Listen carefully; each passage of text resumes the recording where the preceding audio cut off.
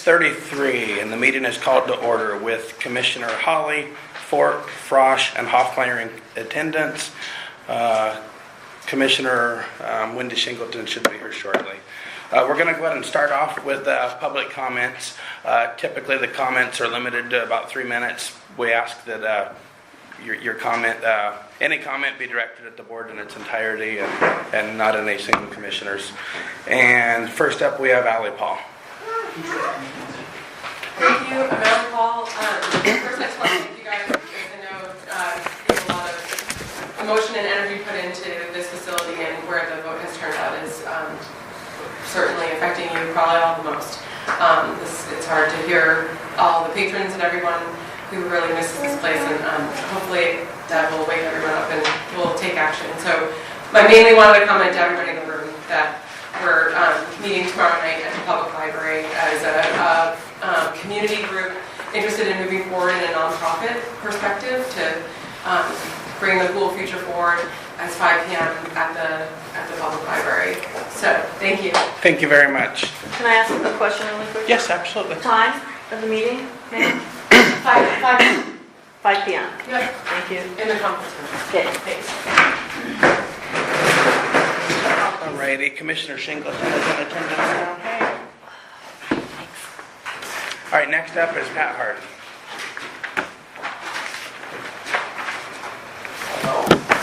And Shane asked me a week or so ago if I would serve as a representative of the pool and the Parks and Rec organization to the community.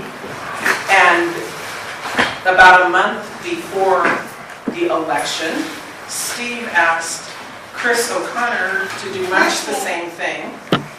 And so she and I have worked together to try to get the levy passed. And so we've come up with this, and we're addressing it to the whole commission because we want the whole commission's approval if we're going to do anything. And I'll start with what we can offer. We can offer experience and enthusiasm, hoorah, and hard work. And I believe largely because of our efforts, we changed the outcome of the vote from, I don't know, it was about 40-something% the first time. And as of this morning, it was about 58.6, and I looked, on the county, and it needs less than 100 yeses to pass, although we realize that at this date we're unlikely to get those. So, but we have shown what people that work together and have a positive attitude can do to change lives, change people's opinions. So if you choose to support us in what we're talking about, we'll spread the word to as wide an audience as possible through any media that we have access to, including the newspapers, making calls to politicians and business people, learning about possible grant activities, and working through all the volunteers we can communicate with to create a groundswell of enthusiasm.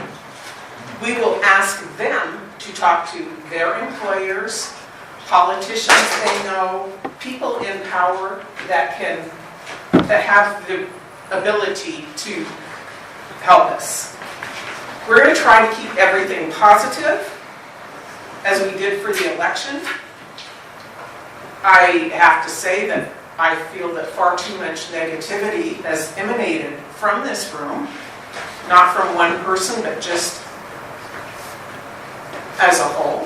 And that for me, that has to change, because no one wants to support anything that they think is going to fail anyway. But almost everyone wants to get on board to support a project that is good and they think can happen, especially if they can see where they benefit from it. We intend to show and tell them.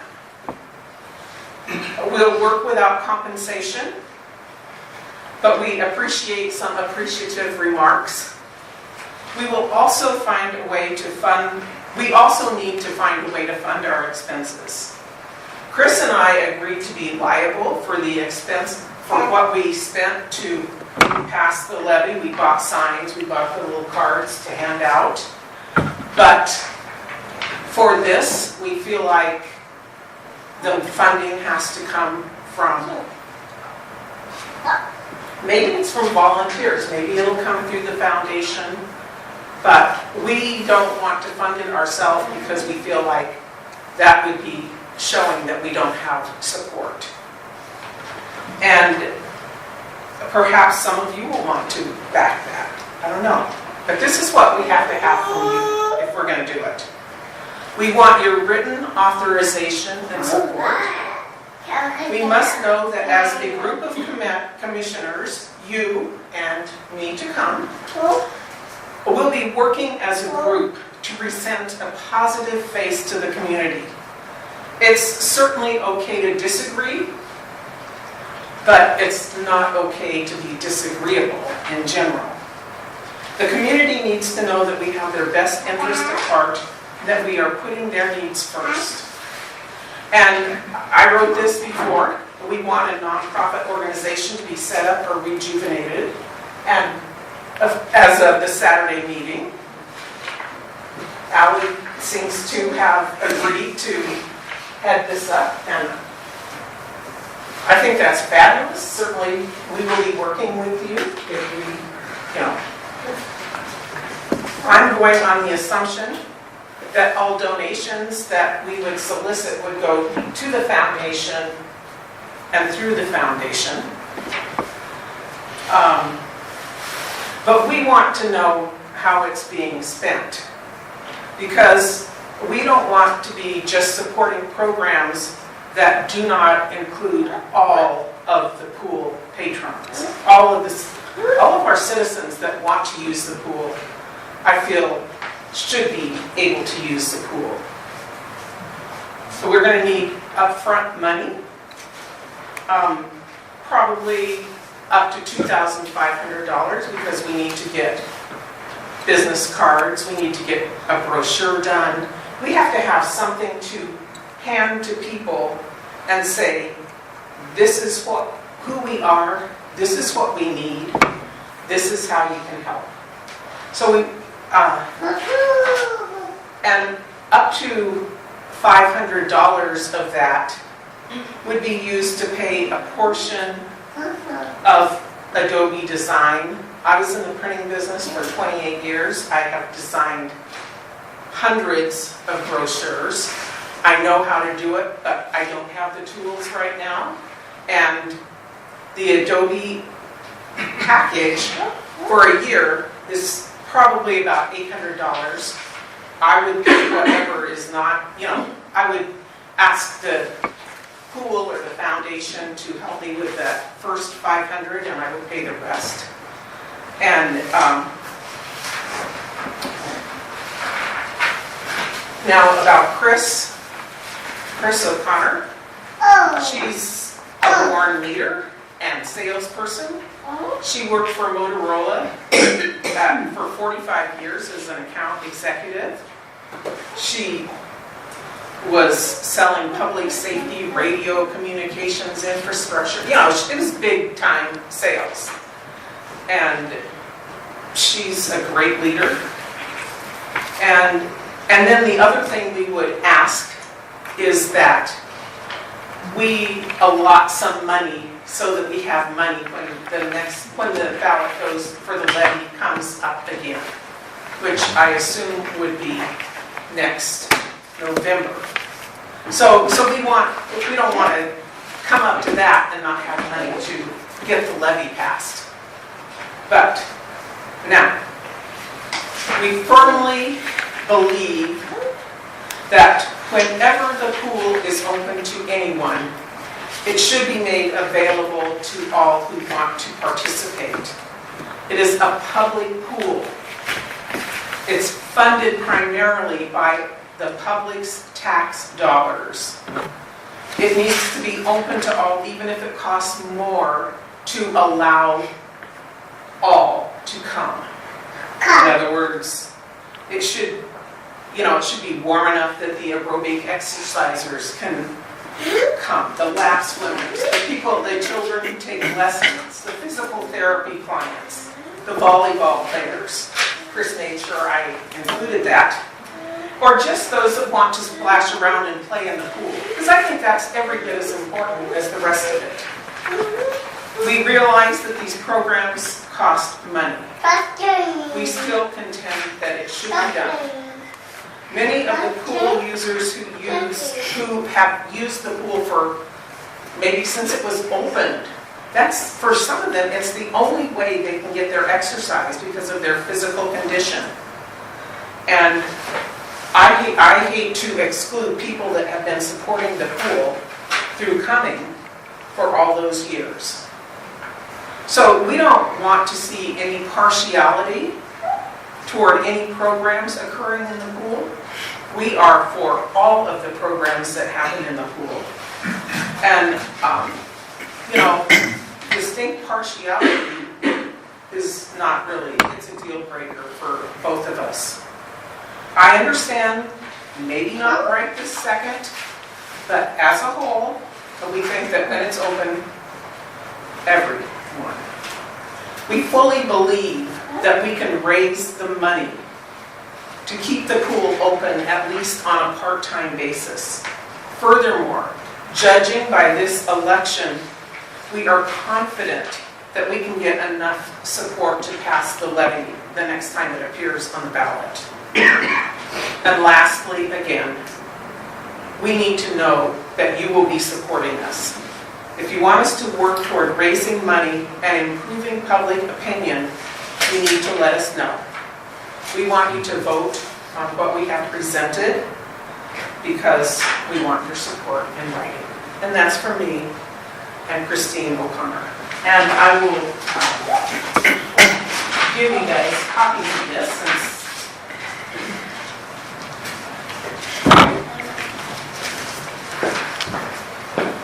Thank you, Pat. yes. And I have a few more copies if anyone wants to see. Alrighty, next up is Julie Leet. Oh, I just wrote my name down because I don't have it. Okay, well, if you have anything to say, all right. Except that, I guess I can say this. I plan on taking an active role in whatever capacity you feel I'm best suited. So, just to stay informed and to be aware, I just think I should be going to these meetings so that I'm not asking 500 questions that have already been answered. Well, thank you, and thank everybody for showing up. That's the last name on the public comment. Is there anybody else with anything to say? Just to vote in favor of opening the pool as soon as we can. Thank you.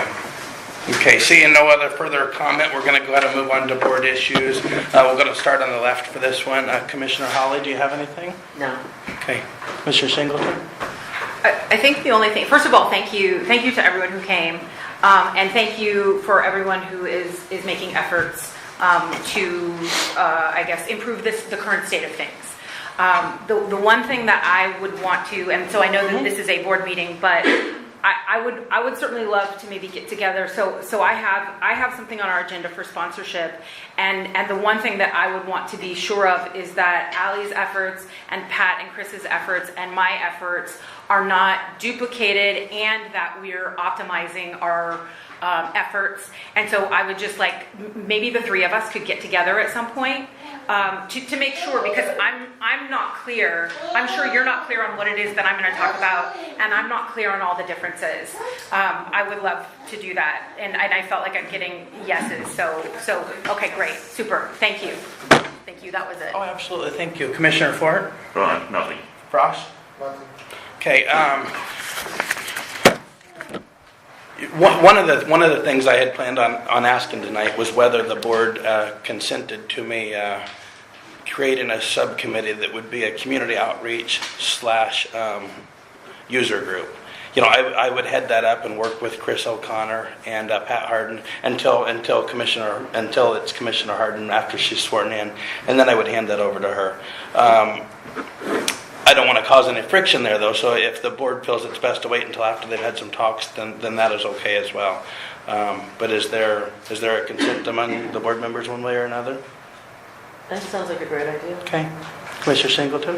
Yeah, I just have questions about, I think what I understood the scope of it to be, I'm not sure when we start talking about things like budgets and donations, and that's why I just want to make sure that we're clear.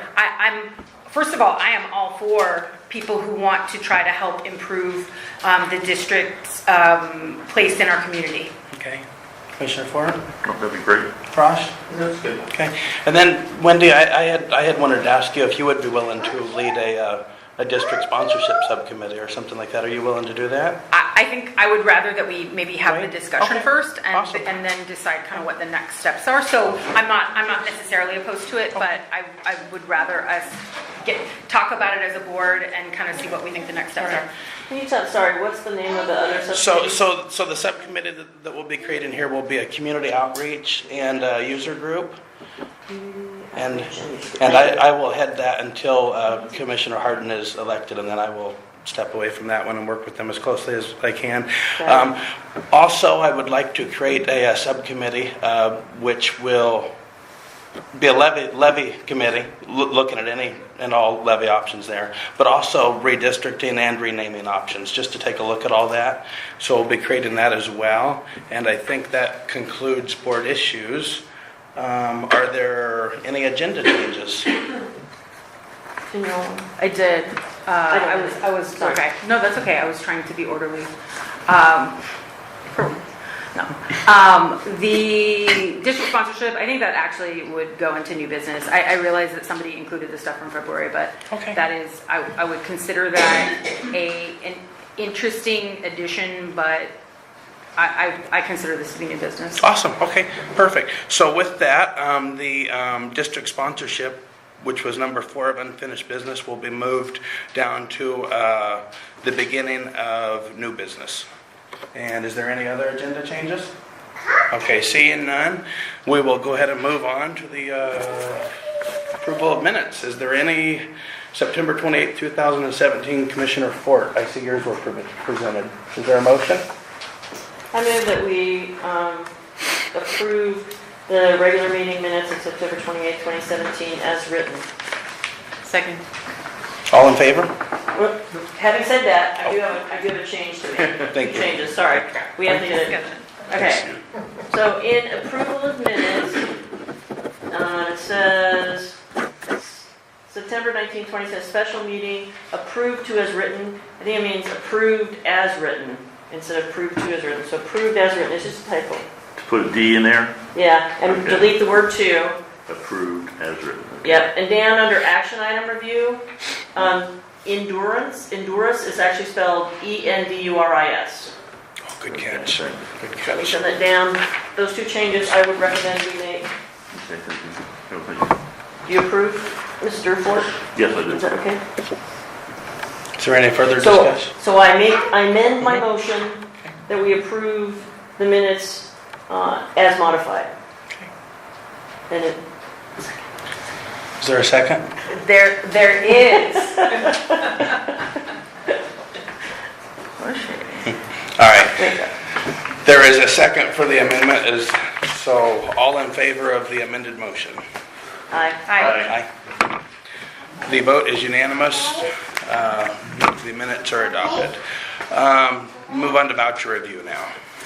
Mr. Chair, I move that we approve district vouchers 7765 through 7785 in the amount of $8,507.58 and conduct payroll transfers from the M&O account to payroll account in the amount of $37,133.10. Okay, is there a second? Second. Commissioner Holly had the second there. All in favor? We usually discuss. Discussion. Yeah, you're right. Is there a discussion? I wrote it down even. The L&I payment, what was that? It's a quarterly payment that we pay for, Oh, so we pay that quarterly? yes, Is it usually about the same amount each time? roughly, yes. And that covers what? Because I didn't think we don't pay unemployment insurance. No, we don't pay That's unemployment not part of insurance. that, okay. Let me find out exactly what that is, because I'm gonna say the wrong thing here, and then I'll get, Okay. and Joanne's back tomorrow, so I can get that answer to you. Thank you. Is there any additional discussion? I have no questions. Yeah, I don't have any questions, actually. All righty, seeing none, all in favor of the motion? Aye. Aye. The vote is unanimous. The vouchers have been approved. Committee reports. Clover Valley Committee, Commissioner Frost, was there anything there? Yes, basically with the user group that we had on last Wednesday, with the baseball field and the softball group and all that right there.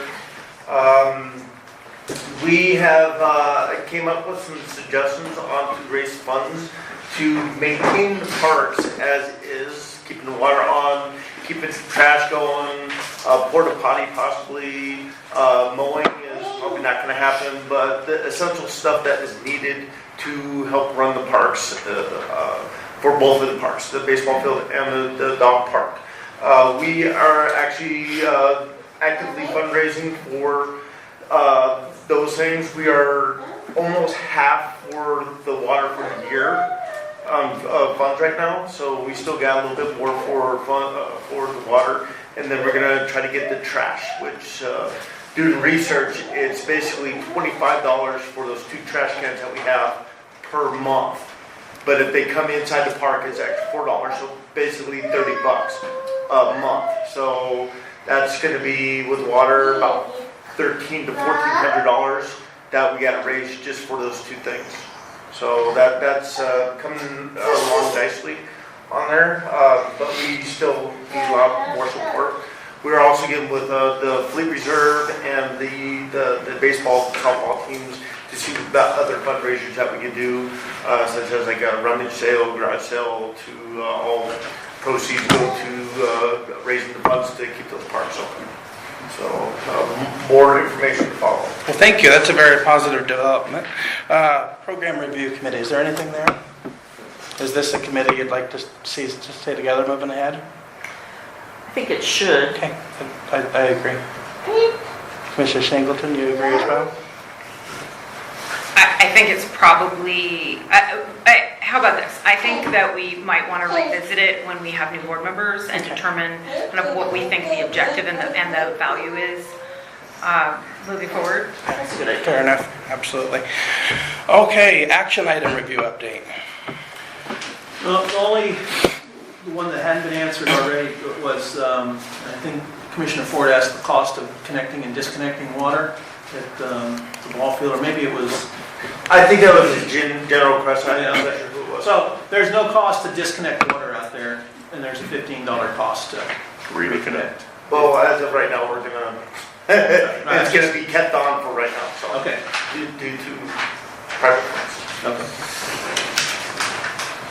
Did anybody else feel there was anything outstanding there? Good, okay. So we'll move on to unfinished business now. The first item is the Clover Valley Park No Smoking Resolution 17-05.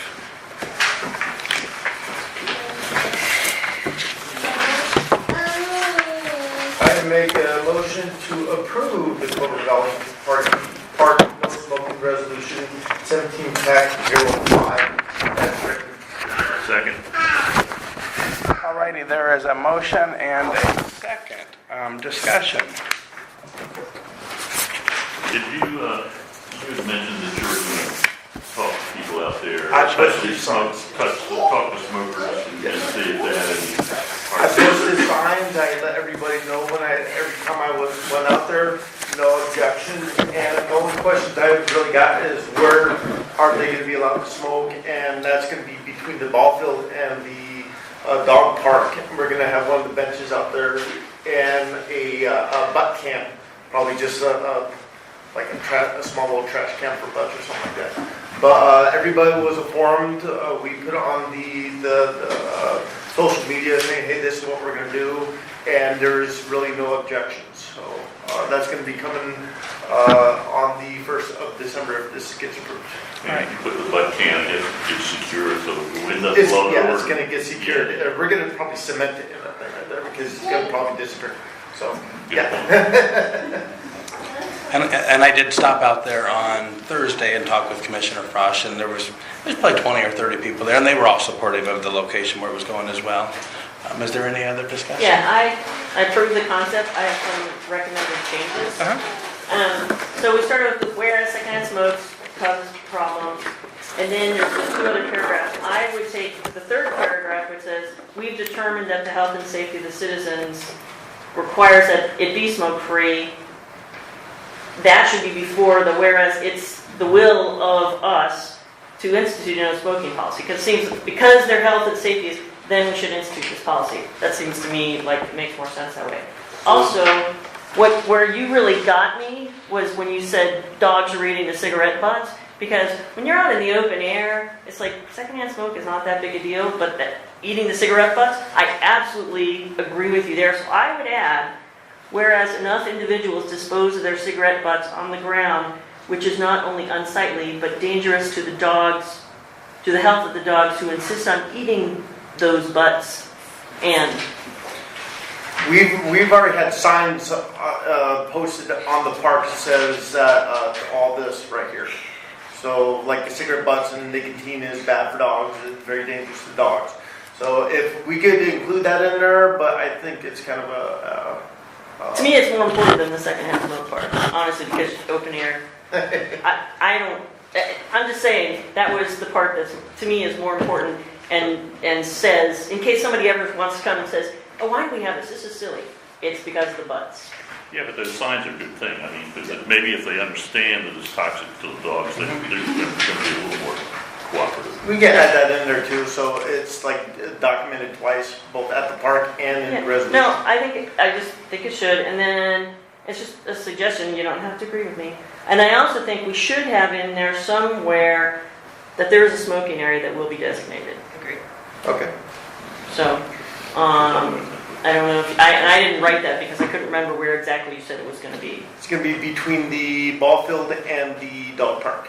That little section before and after. We're So- going to take a look at it? Yeah. Do you want to,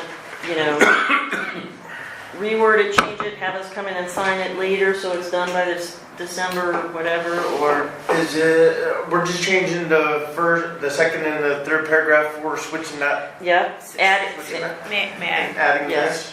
So I think the other, perhaps a different approach toward, as much as I love all the extra words and that dogs insist on eating the butts, perhaps we talk about the health problems, maybe we add something there about the health of the people and the dogs. Right? I mean, because I think it would satisfy both, but I agree as well. I wouldn't be very specific about the designated location. I would just refer to it as the designated location, because certainly then if it got switched, we would have to change the resolution, and that would not be. No, and I don't have a problem. I just think that it should. I thought there was something mentioned, but we should put in that smoking was limited to a specified area or something. I agree, because the way that this reads, it is in fact smoke-free, and Yes. and we're actually saying it will be confined, Yes.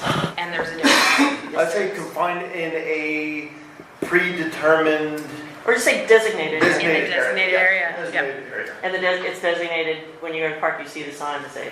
Yeah, I agree with that. I agree with the revision. All right, so are we saying for the good of the order, there's been a second on the amendment then? Is that what we're saying? I second.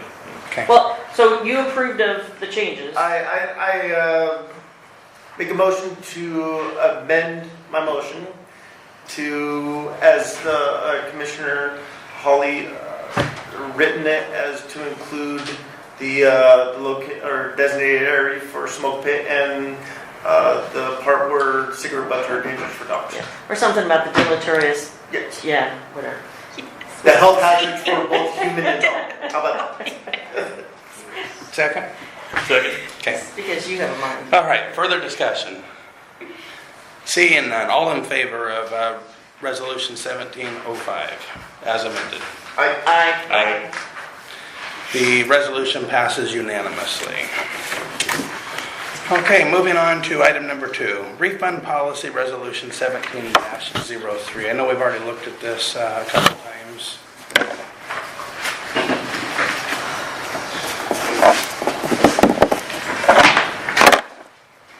Okay, for discussion, I make a motion, we accept as Okay. written. There's a motion that we approve of resolution 1703 as written. Is there a second? Second. All righty, discussion. Okay, the refund credit policy. We say, a 100% refund credit will be made when the activity is canceled by the North Woodview Park and Recreation District. I think right there we need to add in, no administrative, what is that word? No administrative processing fee will be charged if the district cancels the activity. I want that to be very clear, because then the very next word, that as it's written, all refunds will be charged a $5 administrative fee. And it's like, no, if we canceled it, we shouldn't charge $5. It's like, we canceled it, it's our fault. But I would say if we add that, no administrative, what's that? Processing fee will be charged if the district cancels activity. In all other cases, refunds will be charged a $5 administrative fee processing fee unless waived by the executive director. And then down on swimming school refund, credit, or transfer procedures, patrons may receive a monetary refund, credit, or program transfer through completion of the first lesson. Because right now it's through to the first lesson. And it was, people could take the first lesson, correct? And that was in case they didn't like it or Johnny just couldn't get in the water or whatever. I think if we reword it that way, I'll be happy. Commissioner Fort, do you move that we approve of the proposed changes? Yeah, well, I have one more question. Okay. So the only change, I think, on this compared to the previous one is the swimming school refund policy, is that true? It's yes, that one and the, and on this right here, what Commissioner Holly's put Right, on yeah, the yeah. other one, yeah. And we got rid of there was the club athletic team paragraph. Okay. So I move we accept the credit policy as amended. All right, there is a motion that we approve the... Sorry, I didn't, we used to call on people, I guess now Yeah, yeah. we're not doing that anymore, so I just don't want to be rude, but on the other hand, I also want to be heard.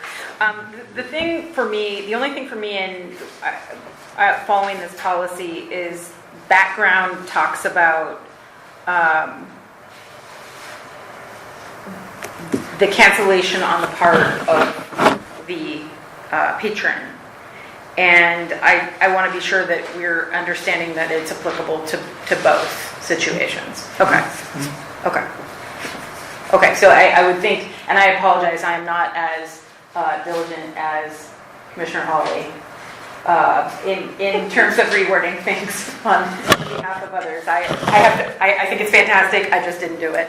But I think if we're going to include the verbiage about if it's on our part, I think that actually needs to be included in the upper portion of it as well. Does that make sense? In the whereas part? No. In the actual policy, it says background periodically patrons withdraw, cancel, this, that, due to these things. It doesn't mention. So in this case, as it's stated, it doesn't apply to when we've canceled something. Although we know that's how it came up again, that we do apply this policy in that case. And so I think we just want to make sure that we're covering. So add something for when the district cancels.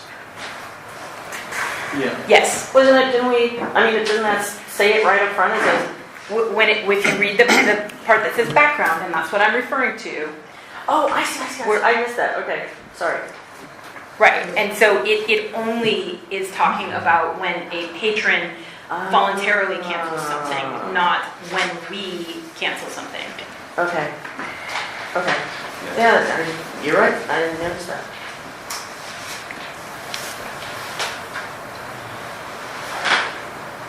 Thank you. I apologize for not rewording it.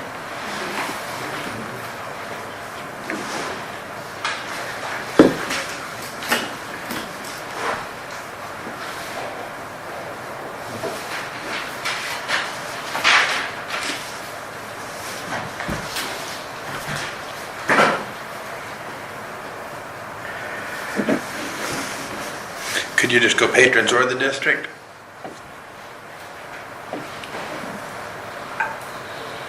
Well, the way that it's worded, I don't think, Don't know that that works. it would need to be a little more homogeneous in terms of the way that it's stated. But, I mean, either way, I completely trust that, I mean, if we feel the need to wait on it, on something reworded, we can certainly, spend the time to reword it. I'm not really that worried about it, meaning I think that, I trust that the executive director can include that appropriately. I'm not so worried. So meaning I would still vote in favor of it. I just think we need to include it.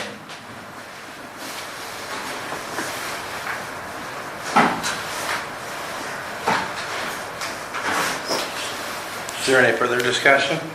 So the decision to hold off until he rewords this? Or to just, Make sure that, with the direction we've given him, just allow him to wordsmith So, that paragraph a little bit?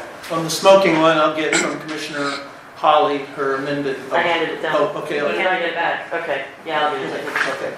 Then I'll put those in. And since they're mostly yours, I'll shoot it back to you to make sure I captured it, and then I'll let everyone know to come sign it. So that's how we'll do the no smoking one. And it'll be this, for this one here, since Commissioner Holly has most of the amended verbiage, then I'll get that from her, from Commissioner Shingleton. It's basically I'm adding or when the activity is canceled by the district. It's kind of really, Absolutely. and that will go in both the whereas, because those paragraphs are identical. Okay, yes. So I'll put it in both of those. Sorry, yes. And then, with those in there, then I'll let everyone know it's ready. If it's approved, based on all that, then I'll let everyone know it's ready for signature. All right, is there any other discussion? All right, seeing none, there was a motion and a second, I believe, right, Commissioner Court? Yeah. Who was the second, sorry? Frosch. Yes. Commissioner Frosch. Righty, all in favor of the refund policy? Aye. Aye. Aye. It passes unanimously as well. Okay. Moving on to item number 3, the 2018 proposed fee structure. We had talked about this, I believe, in our last meeting a fair amount, and we had asked staff to look at it a little further, et cetera. And I think Steve has done that and is ready to update us on it. Well, yeah, in the last meeting, we came out of there, on your paper, you'll see column where it says column number 4. I put numbers up there so it'd be easier to reference which column to cover. That was what the recommendations came from the board. But we and the staff sat back here and we're going through it. Our belief was that, and I sent an email on that, and I meant to print one of those out so I have what I wrote to you. But first, our belief is that a 20% uplift for out of district is steep. It is steep. And we also recommended, I should have printed that out and I apologize, but we recommended on some of these things an increase over 2 to 3 years. And I should have my email, and I don't know why I didn't do that.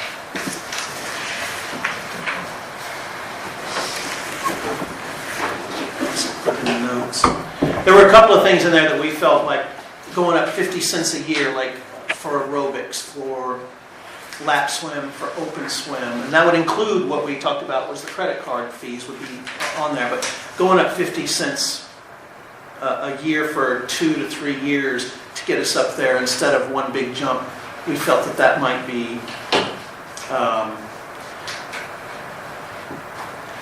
more palatable to the patronage that comes in here. So I threw it out there I've got what you guys recommended, but I wanted to approach that one more time. Yes, sir. Yeah, so to do that, we're going to have to make sure that when we negotiate the contract in September with the MWR, it's a 1-year contract thing, so that we can do that annually. Right. Because right now, we're locked into a 2-year, and that's why we haven't been able to raise the rates. Yeah, and so I would get them next year, whatever's approved for next year, I'd get that to them in the spring so they can plan it for October. And then the following year, following spring, I would get it to them for the next year. and the next year. Yeah, Yes. so, So I'm sorry I don't have my email with me, I've already sent that out to everyone. But we just felt like ramping it up in a more bite-sized chunk might be more palatable to the patrons, yes. we also talked about having out-of-district increase, which you did for everybody, except for the individual walk-in on a non-punch card or non-quarterly basis. And I looked at Anacortes, the way they do that is they have like a $7 fee, single admission fee. Obviously, it's pretty burdensome. So I would think that would encourage, if somebody sees that, they're gonna be really encouraged to get the 10 punch card or the quarterly card. But that would allow, that would cover out of district, in district, and I agree, if somebody's in district. But you didn't want to have two, said you didn't want to have two different, in district, out of district for a single walk-in. This would do the single walk-in and cover the out of district and sort of encourage everybody, including in district and out of district, but it would cover what we talked about as having, and I think they changed they have for like open swim, they had it at $4.25 for a single visit. So if you had those two, $7 for lap swim or walk-in aerobics, and then $4.25 for single visit open swim, and then of course all the others, or they could just simply buy the 10 punch card. So in your structure, I'm going to go to the far column number 5 because it's the easiest one to read at the moment. Open swim in district is $4.25, would be $4.25 if approved. Out of district is $4.75. Are you saying that there's another a walk-in? I don't know where the walk-in would fit. Well, that's what I'm talking about. The single visit. The single visit is a walk-in. So the single visit. I thought you had said you didn't want to do the single visit. Yeah. Two different scales. Well. That's what you sort of said at the last meeting, yeah. So but if we're going to do an out-of-district rate for everyone, then you have to have that. And so if you're not in the district, then the out-of-district. So we're going to have it for single visit then, or for single visit we'll have an out-of-district and in-district for each. Yes. Okay. And there's a punch card. All right. Well, that's okay too. I was just thinking. Okay. For some reason, I remember hearing you saying they thought it was too burdensome, so I thought maybe we could just do this as a single visit. And that way, but okay, thank you. I withdraw that. Do we have further discussion or a motion or something? Sorry, go ahead. The gradual increase, I think, is not a good idea. Let's just set the price and say that's the price. And we're going to review it on an annual basis because, 2 years ago we increased the prices. We were told, oh, no one's going to pay, no one's going to come. Pool attendance has been higher every month than it was a year before. So that's not true. This is still the cheapest good time in town for kids and families and people that want to swim. So don't unch it up, because that's why we got into the place 2 years ago where our prices were so low we weren't meeting any of the maintenance and operation costs. And that's why we are where we are. And we are out of money and we're not running the pool very well. So we don't inch it up, just say, no, this is looking at what the price is, what the costs are, and what the price of other pools are. And you do have to look at what's the going rate, and look at all those things together with, this is Oak Harbor, so we're a little different than the other locations, but don't just unch it up. Just say, this is what the price is going to be, and we're going to review it on an annual basis. And it's like, the patrons either want to swim or they don't, and it's like, I want them to keep coming back, but it's like, we need to cover costs. Especially, taxpayers said, no, you guys need to pay for your own programs. So we need to figure out the price that's going to help do that. and unching it up 50 cents a year. And then, so that's over a 3-year period, and by that time, we'll be behind again, way behind. So we're already, again, behind because we didn't do anything about prices this year. And you should probably look at maybe the out-of-district prices, what's 15%? Because you looked at 10, and I thought that's a little low. I thought 20 was a little high, but you didn't look at 15. 15 is right in the middle, so maybe we should look at 15%.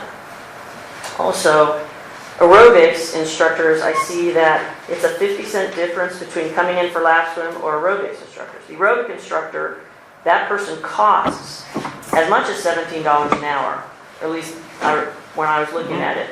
And the really good one is $17 an hour. And so if she doesn't have, what's 17 times 2, 34 people, the aerobics people aren't paying for that. So you probably need to make aerobics at least $1 more than lap swim. That's usually a going kind of rate that when I've gone in for aerobics swimming at other places, you pay $1 for the aerobics class over the cost of going in to swim. Those are my thoughts. Thank you, Commissioner Singleton. I think for me,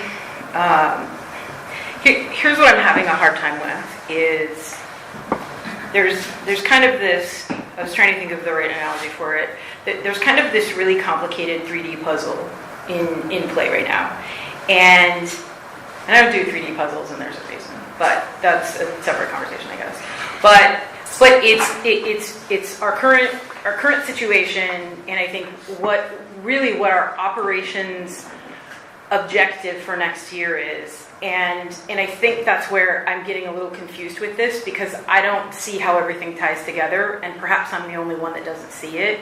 I echo some of what I heard from Commissioner Hawley, just in the sense of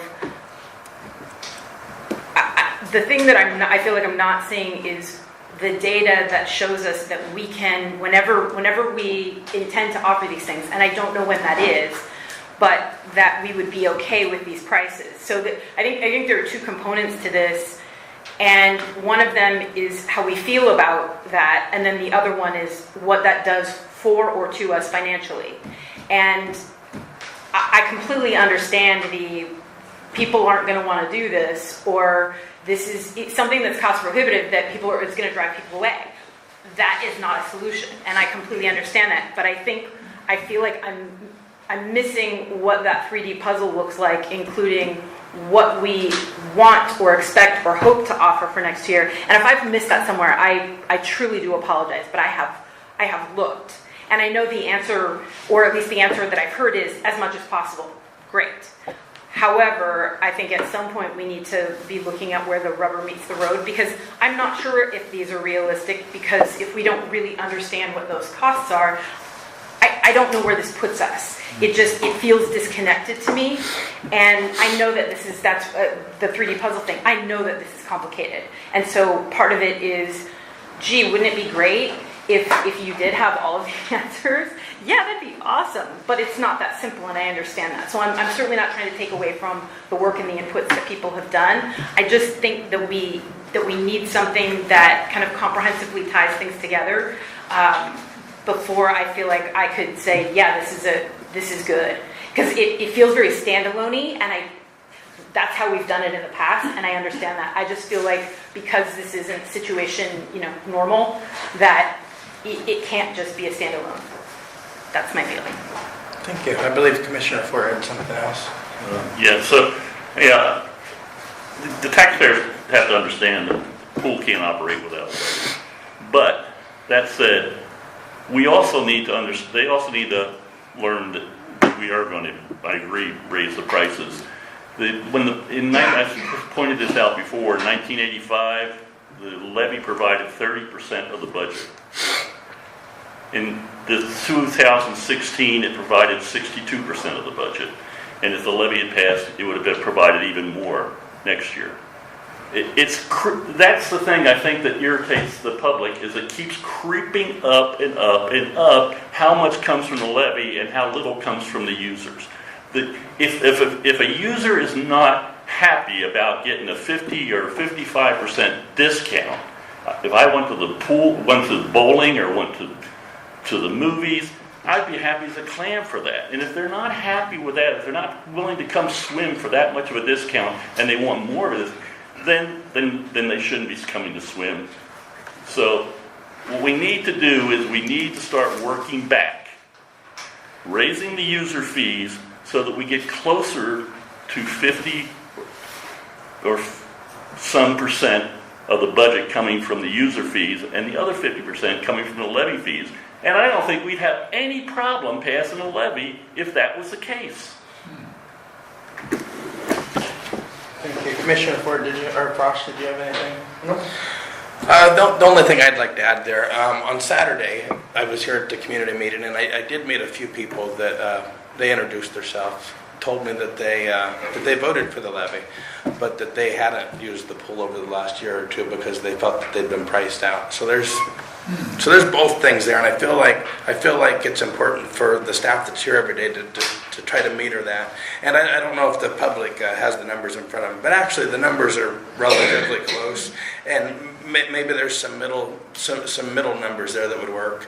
I too kind of feel like Commissioner Shingleton does, that it's a very complex 3 or 4D puzzle here, and I don't know how it all fits together. I don't know if it doesn't look like there's any further discussion. I don't know if there's a motion or if the consensus is that we should table it until the February meeting, etc. But I will wait here. So what do we want to do?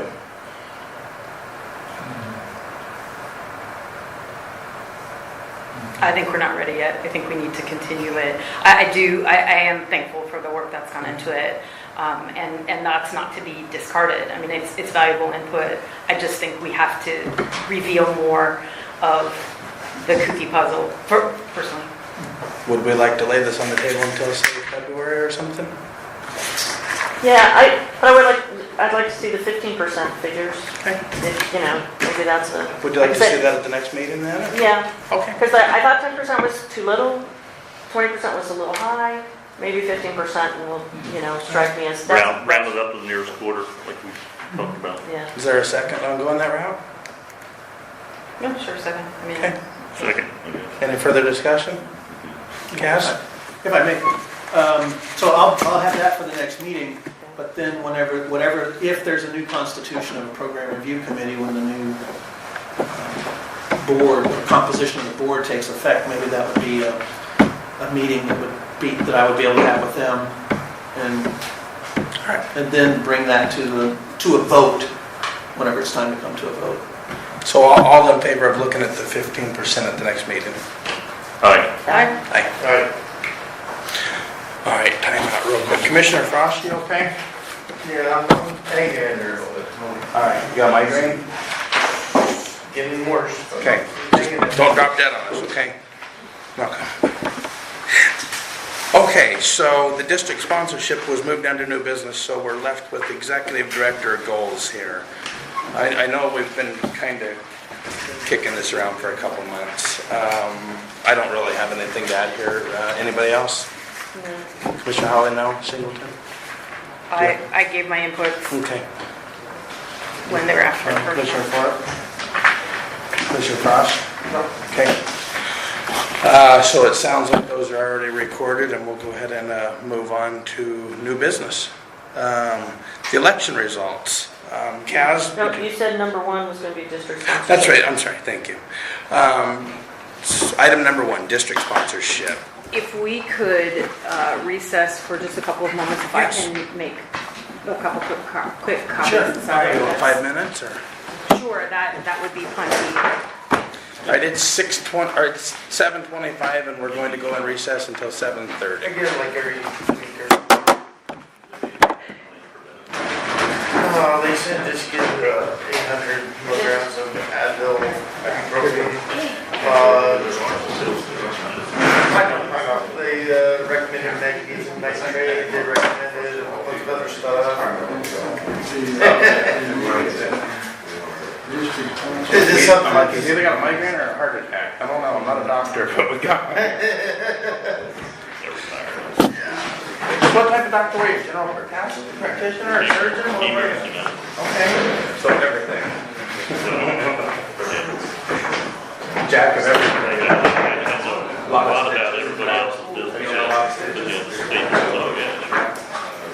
Basically, our job was to certainly stabilize them. So we took care of 90% of patients, without consultancy. Hi, are you okay? Couldn't do surgery, but It's on his headache. Thanks. I'm sorry. everybody. No, it's just that time of year. Just a clarification, which this is very good and very interesting. You guys are doing a good job. Thank you for coming, thank you so much. You're so sweet to say so. Is the budget that you work with, it looked like about $1 million budget, is that primarily just the pool?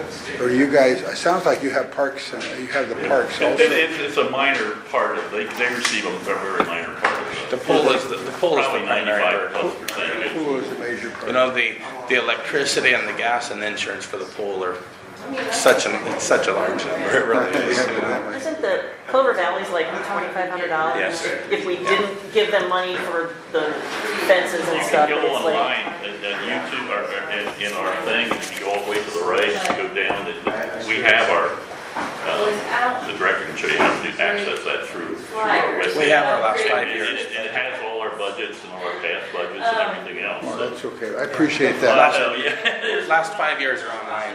Well, thank you for coming and stay involved. I mean, Yeah. please, there's so many meetings here or at City Hall that are just, there's nobody there.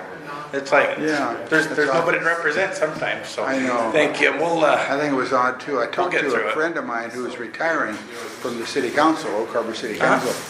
And he said there were 4 spots open on city council and only 4 people running. none of them were opposed. That's not an election. Yeah, I know. It's too well, that's bad. what happened 4 years ago when 5 of us ran for 5 spots. Texting me is the And this time was a little bit unusual Yeah, that you it actually was. had 3 for your spot and 2 for Pat's. Yeah, I think it's certainly better if you have competition and maybe Yeah, even have a absolutely. debate. It's Public sharp. debate, so that people know where you stand, what they're voting for. Just the water, sewer, garbage, gas, electricity, insurance pushes well over $500,000. It's like, Wow. Well, maybe this nonprofit fundraising idea. it's a very good start. I think she's about to address us on some more as well, so we'll get there. We will. We'll get there. We got to get everybody back in the water. Absolutely, please. Yeah, no, I think we're good. Just one What's up? cover? Are we? No, just, okay, sorry, I'm trying to, yeah. Well, no, it's okay. So if we'll wait, he's not back yet, so. Alright. How do you really feel? There we go. Thank you. Alright, there we go. And one more. Yeah, oh yeah, I guess I didn't need one, so. No worries, man. Follow-up question on the budget income. Does the city of Oak Harbor provide any funds? No. This all comes from property taxes? It comes from the North Whitby taxpayers. Yes. Which is basically the Oak Harbor School District compromise. Like property Right, taxes? so people in Newfield don't pay for it. Yeah, in 1981, the North Whitby Park and Recreation District was formed, and like Doc said, it's the boundaries from the bridge to Rolling Hills, basically, roughly, same as the Oak Harbor School District. Well, and that's And- land belongs to the city. Yes. Oh, okay, that's Or they gave us the land, I don't know. They Yeah, not exactly sure. donated the use of the land, like a care lease almost, if you will. So there is a cooperative agreement between the city and the North Whitby Parks and Recreation District, and it does say that if we're ever able to not fund or operate our facility, that they reserve the right to step in, whatever that means. Whatever What does that means. They just, they get first If it refusal. expired, Take over the it budget? expired like 10 years ago and nobody bothered. We found a new one. We do Yeah, have signed in 2006 by Patty Cohen and full council. Mostly did And find a new one. Oh, good. it's active for a long time. You know who found it actually? Tom Johnson found it actually. Oh, Yeah. okay. Well, it seems odd that the city doesn't come up with some funding for this. I would guess as a citizen. They're the Patty city, Cohen and so they're having on the problem with all this. When's it expire? Plan and all that stuff. They don't have to. Years from now. Okay, so yeah. Yeah, they signed it down. How is this tied in with the senior center? Is there? Not at all. I think the senior center actually belongs to the city as well. That's what I understand, because we had a friend that was involved in leadership there, and there was a big It's good to have corporate members. exchange When I of was asking information him if and he had been willing to opinions. come back and She was replaced by somebody else. No, I think that belongs to the city, but here actually, yeah, Park and Rec District, because when they tried through the 70s to get a pool here, for the city, and they put money downtown, so they said, let's start a park and rec district, which will Okay, be yeah. more taxpayers.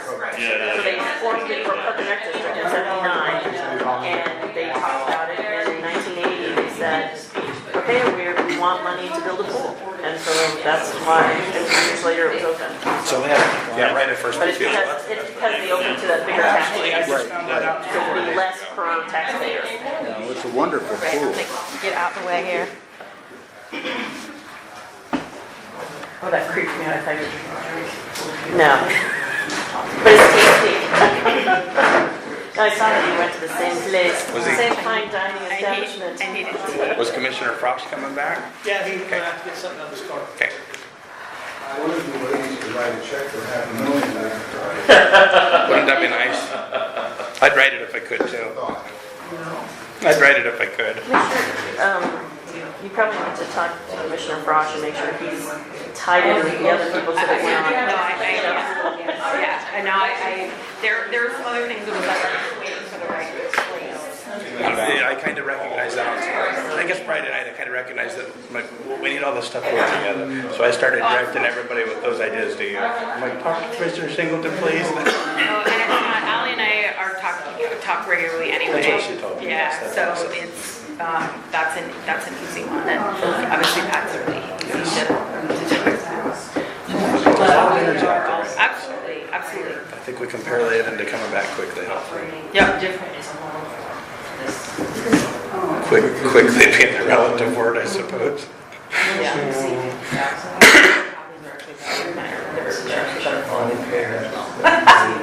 Sorry. I love new copy machines because you can make things darker and do all those weird things with it. Isn't that neat? Yeah. About $80,000 a year is our budget.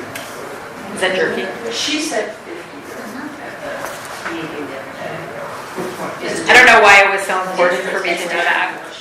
What are you eating? What are you doing? What are you eating? What you got there? I'm trying to share. No, I'm good. We're the candy I actually made my own. It was very exciting. I need to try that. It's pretty fun. I don't. Do we still have stuff in the back here, or have we gotten rid of it, or? It's mostly started. Concessions? Yeah. Yeah, they're almost all done. Is it, okay. Did we at least get what we paid Never for? showed you that guy. He's my best buddy. He's 10. He's my best buddy.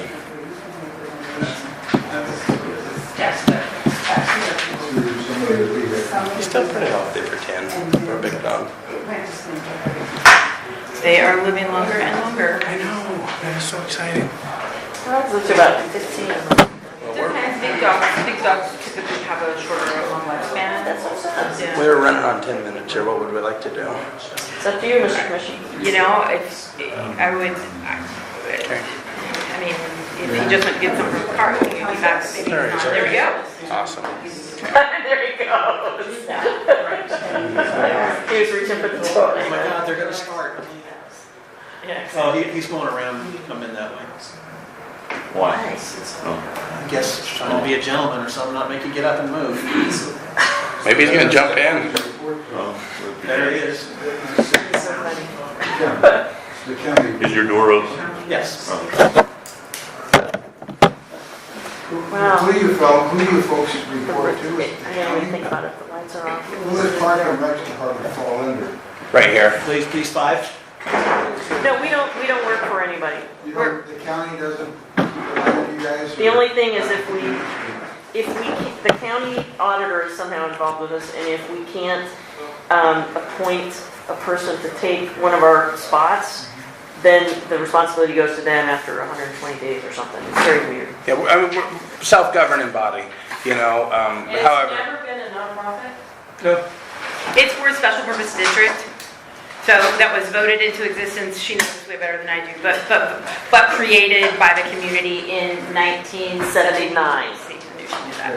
Interesting, but the state doesn't.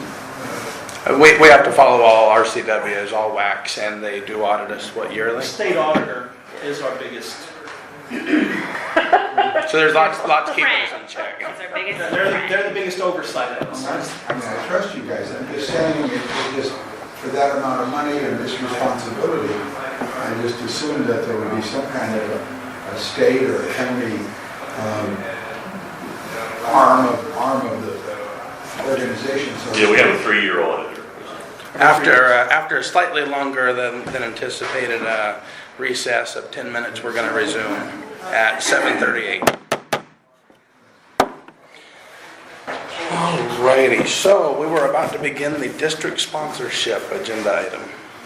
All right, so I know that materials from February were included in the packet. However, it's really, that's why I wanted a new business, because I think it's really a different take. So the last time we talked about this, we talked about it in the form of advertising revenue, and that is still, I think that's part of it. But to me, it's part of something larger than just advertising.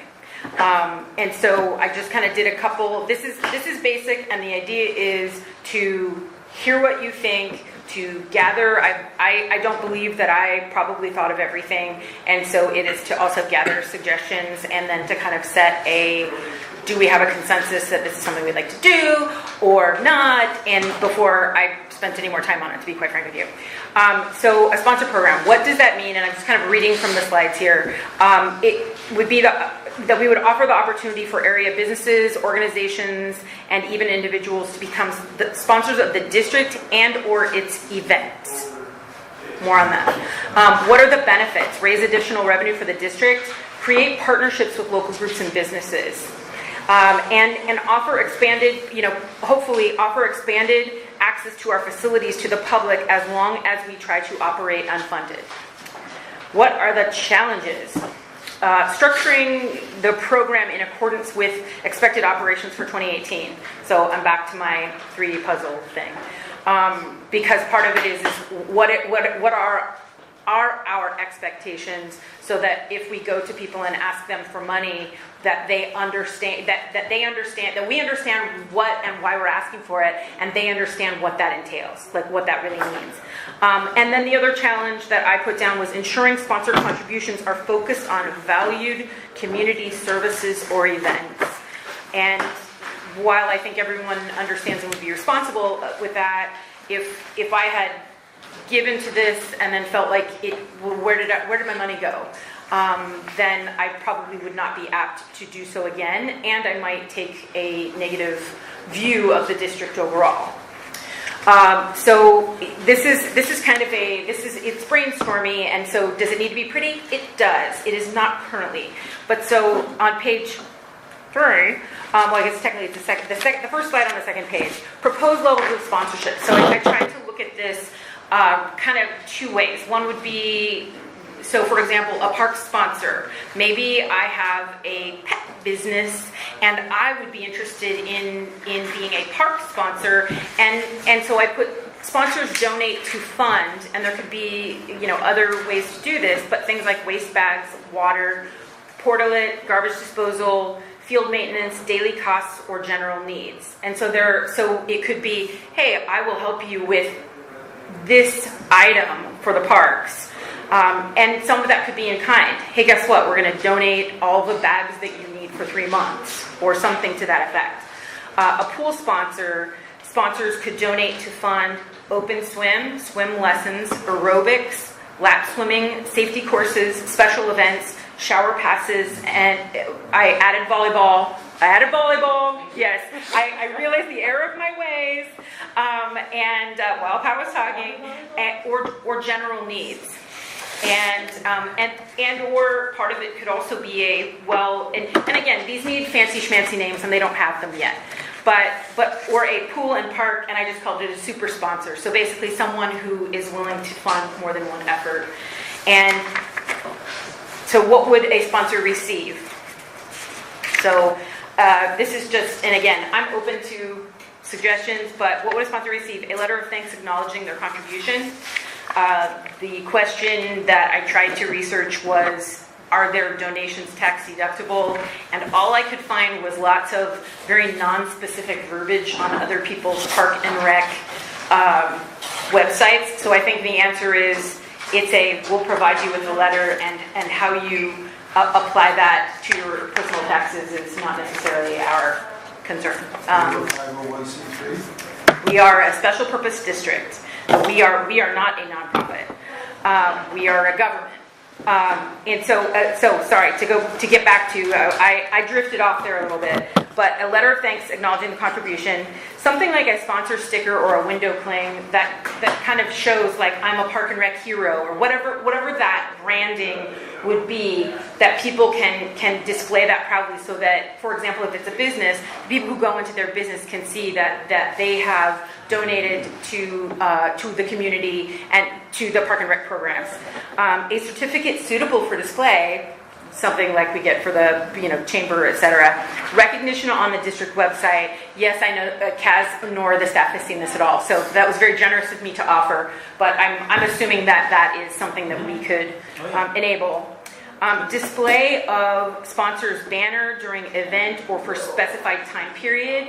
So in other words, that there is an advertising component to it based on their level of sponsorship. If that basically the more that you donate, maybe it's I'm sponsoring an open swim. Hey, give us a banner and we're going to put it right up at the front door so that everybody understands that this is XYZ business sponsoring people being in the pool right now. And then company logo or name recognition on signage at pool and or park. And so that, again, depending on the sponsorship level. So if someone was going to be a super sponsor and donate a lot of money, that we would, for example, look at, depending on what we think the pool access is, a sound panel and or maybe an 18 by 24 corrugated sign. Not that I've thought about it a lot, but at the dog park that would sit there that would be a printed sign that would be there for a year that everyone who uses the dog park could see. That sort of thing. Let's see. And then, so just to wrap it up, is kind of what do we need to move forward? We need a district advertising policy, and I know that was on the last thing, and I actually meant to bring a sample, and I forgot, so my apologies. So I'm going to write down my own little action item here.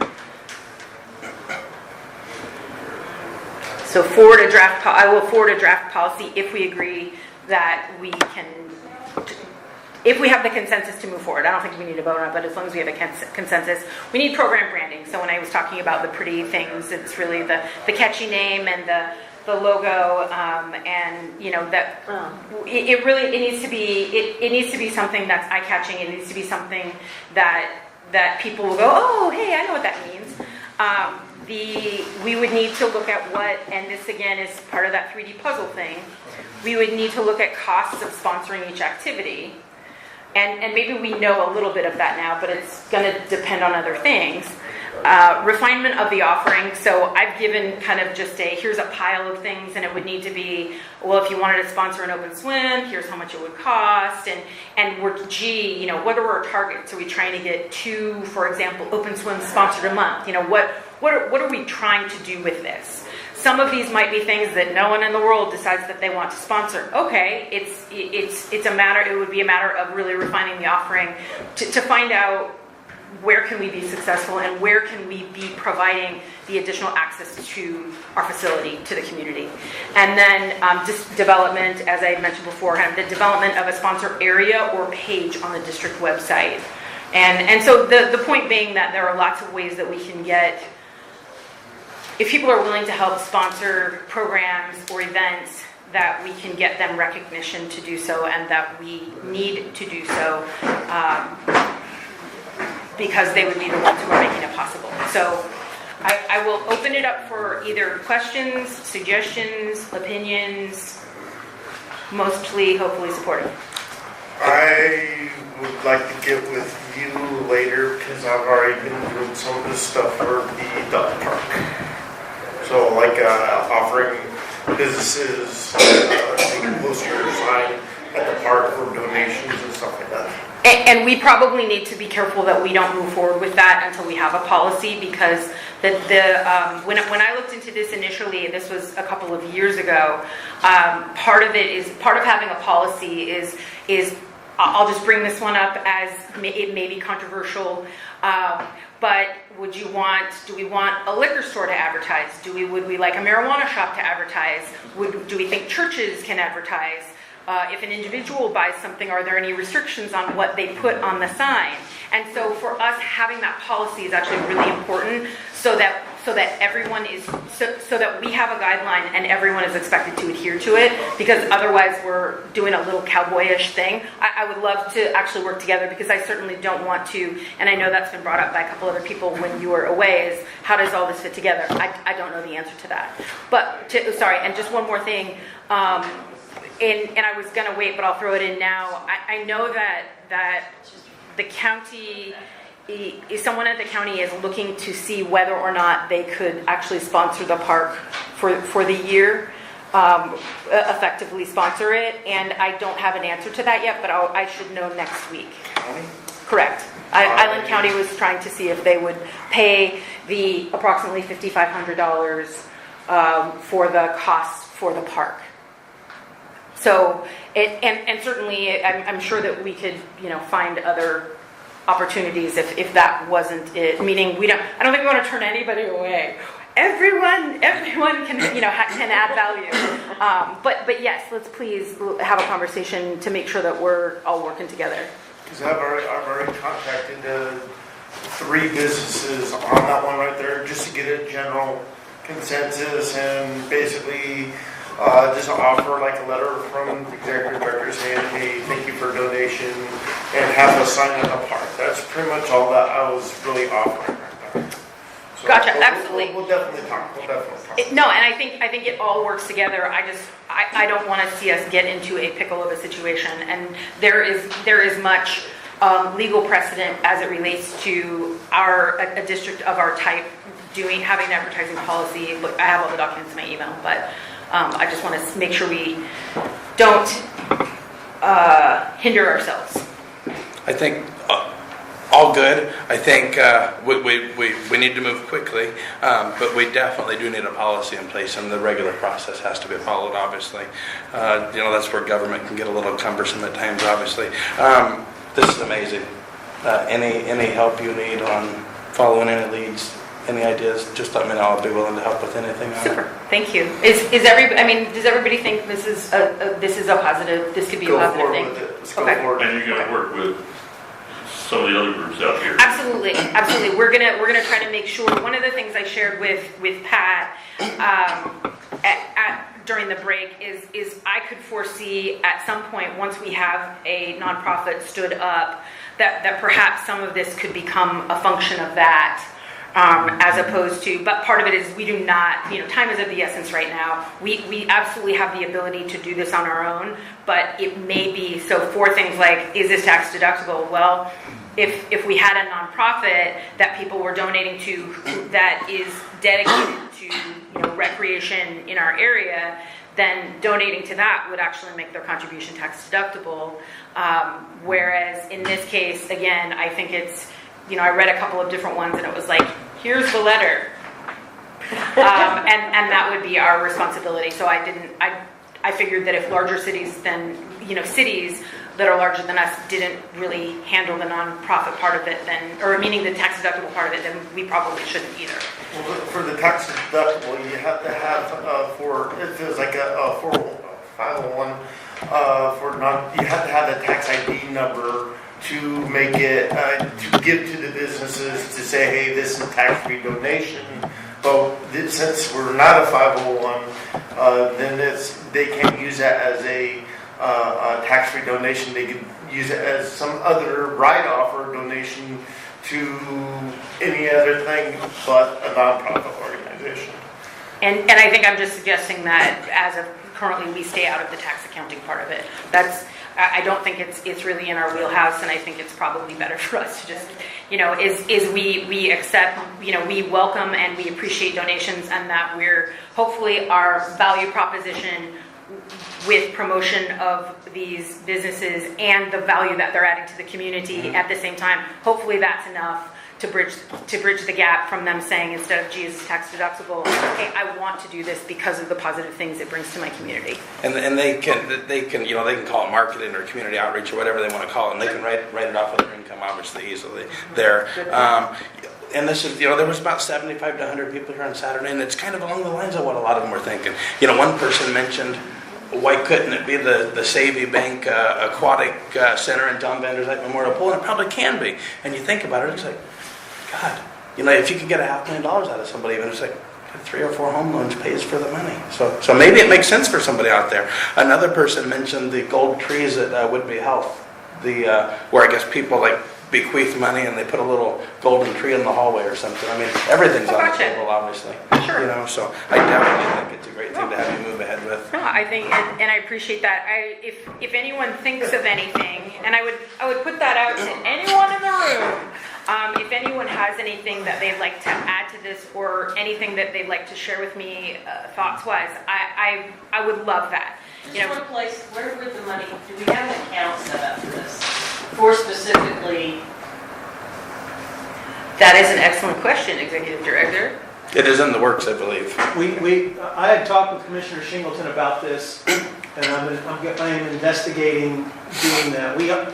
I wanted to chat more with you about that, because we have another existing account we might be able to do something with, but there will be an account set up.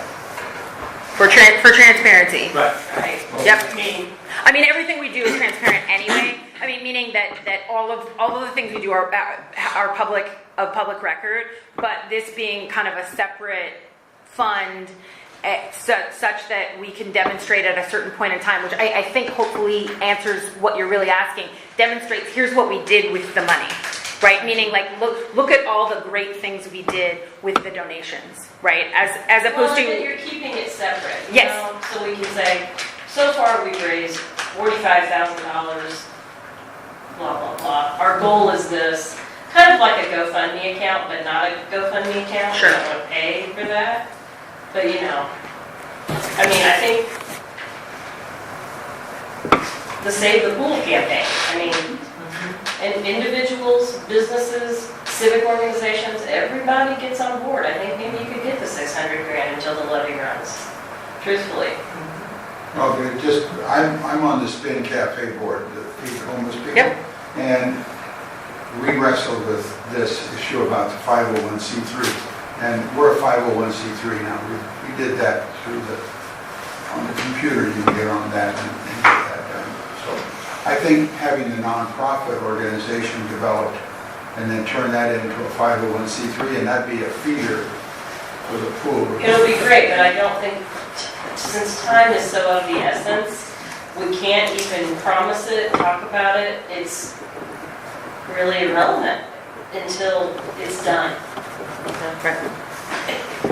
So is this, you think you'd be ready for an update or to have it on the next agenda? Oh, absolutely, Okay. absolutely. Awesome. All right. Will the advertising policy be ready to go? I will send a draft policy. I know that we cannot discuss it outside of a public meeting. Right. If we end up having to have a special meeting of any sort, for anything other than just this, unless we feel that this is compelling enough. But if we end up having one, I would like to put this on that agenda as well, if we could, so that we can Discuss not it wait sooner? for a month. Yes, Okay. exactly. But I will send a draft policy to everyone, and I apologize for not sending things ahead of time, but as you know, it's as so it goes. But thank you. So yeah, again, because the timing really matters, that for me it's as quickly as possible as we can do this. But part of it is knowing that we have to do it correctly and getting the right resources to help do that. Could we set a special meeting? Absolutely. If you feel you're going to be ready to roll beforehand. When is our December meeting? Sorry. It's Okay, thank you. That's right, I knew that. Maybe we can talk about it at the end. Give me just a. Okay. Is that all right? Yeah, Okay. just shout and we can schedule one if we need to. I just need a little time and space. Okay. Okay, so the next item was election results. And that was just, that's on there because we didn't know how close it was going to be exactly when we set the agenda. I think Kaz has some of the numbers, and then we can talk about that a little bit, I guess. Some of it was already said. In the district, 7,229 votes. 4,242 were yes, 2,987 were no. 58.68% there. And that's based on the number of votes, 7,229, and there will be more come next Tuesday. But that's 96 votes short. Is what that is. It was just, How many votes, how many people were eligible to vote? How many many votes are we expecting to We come had in? like 33% turnout, somewhere in that I neighborhood. think it was 41 at the very end, 41. In our district? Yeah. Oh, okay, all right. Oh, it was- I was probably looking at the first day when that number stuck in Yeah, my it ended up being 41 at the final number there. You know, and the other thing to look at was, you know, if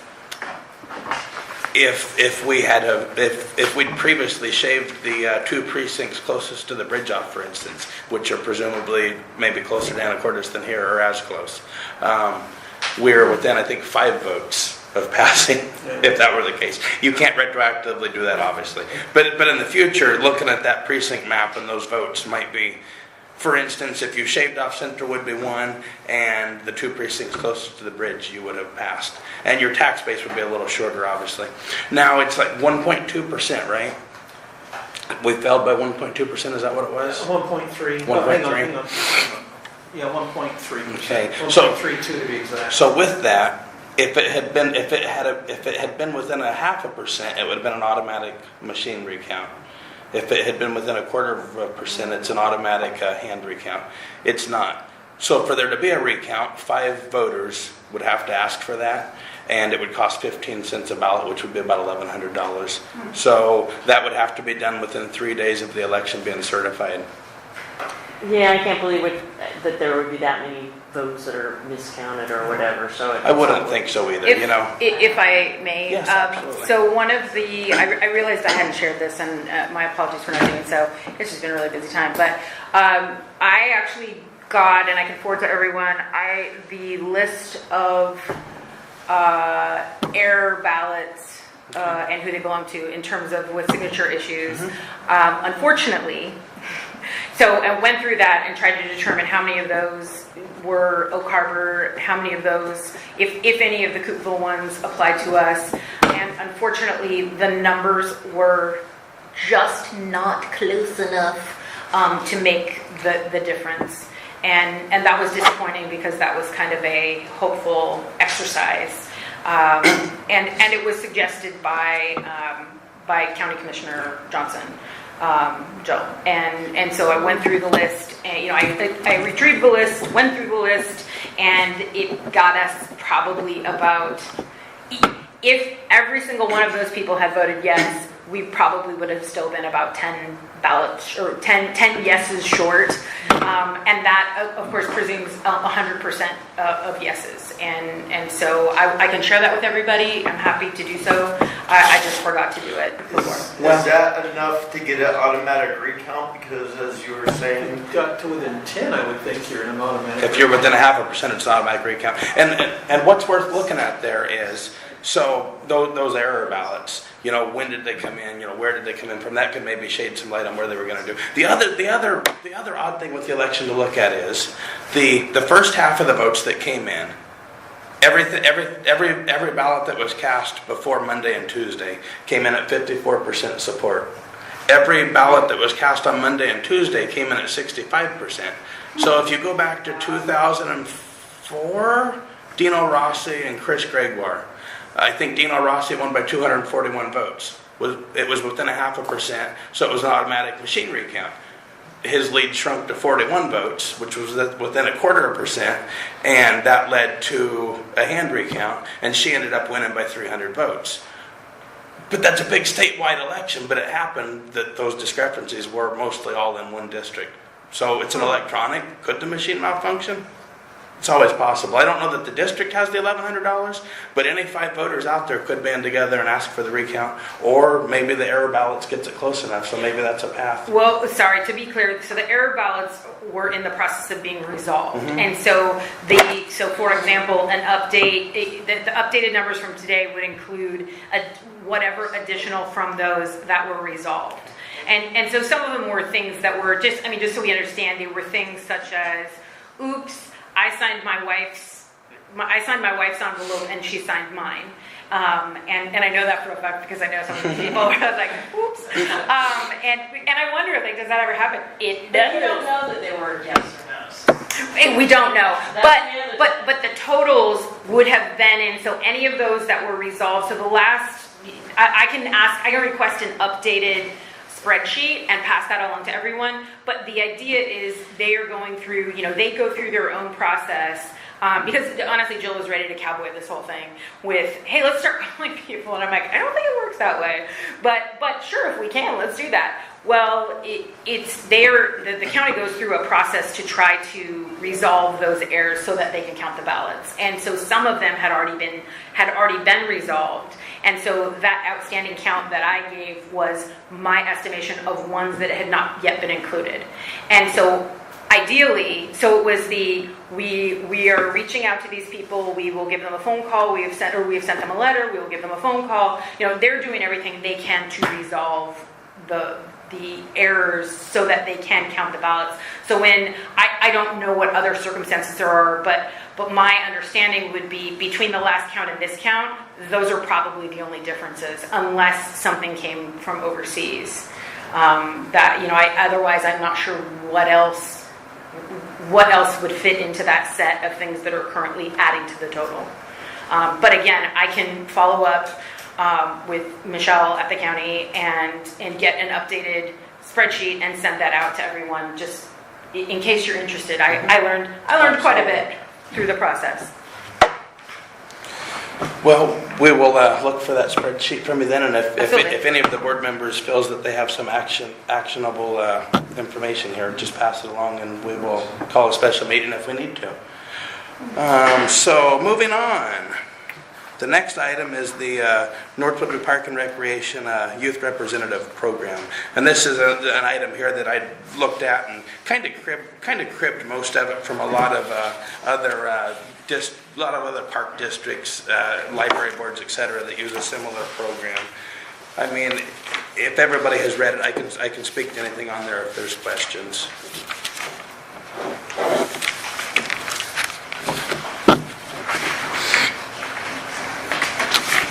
Try to find this here.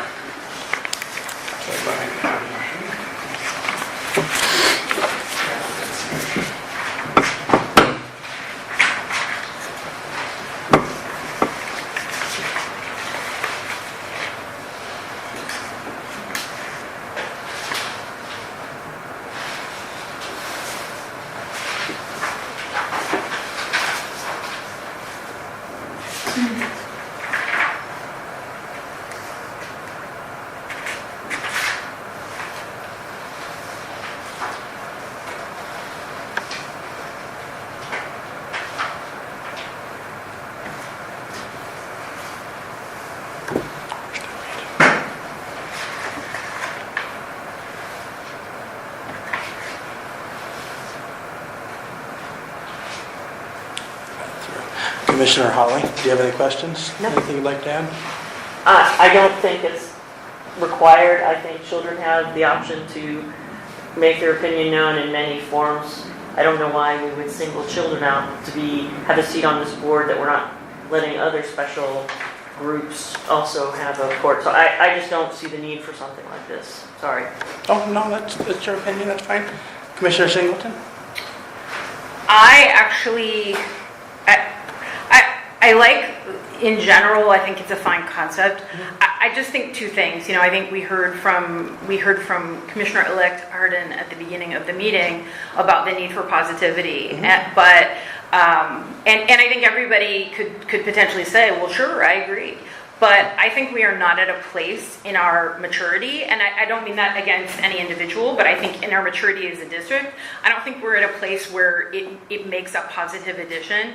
I think we're not there yet. I think the other part is because we are not necessarily business as usual, I don't know that I think it's the right time. And so, again, it's not that I think that it's necessarily a bad idea. I think the examples where I see this, they are mature, well-functioning organizations that are ready to add like another layer. And part of what I was going to suggest in lieu of this was a community user group that met quarterly or something to that effect that would include children. It sounds like we have a similar function that will be taking place. And so to me, it's by including all the voices that we're trying to include as many voices as possible. I think that's the right next step for us, personally. Yeah, and I don't necessarily disagree with anything that was said there. Doc, do you have anything? No. Commissioner Frost? Okay, seeing that, I don't think there's a motion on the floor or nothing. When would you think the right time to bring something like this back would be? Down the road a ways, huh?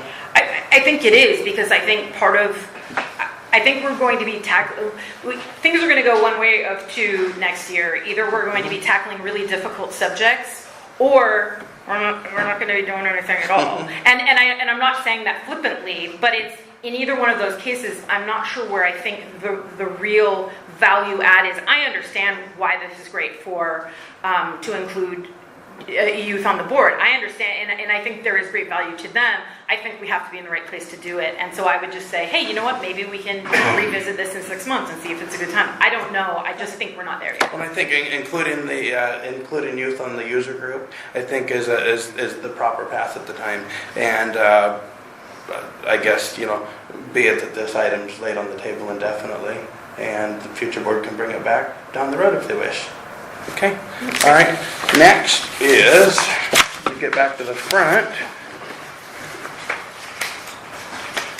Oh boy. Anybody think they need a recess before the 2018 budget, or are you good? Could we? Sorry. Yes, me too. 5 minutes? Yeah. Okay, we're going to take a 5-minute recess. It's 8:08 right now.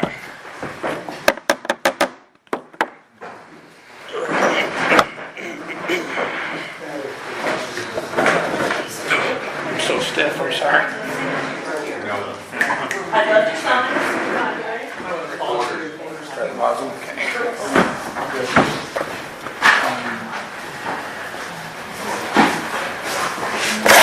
Stop.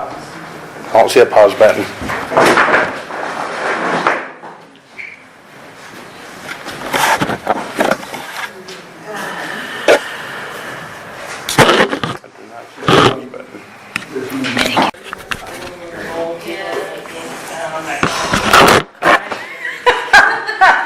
I guess it was off long enough to where it's making a second recording here on a different.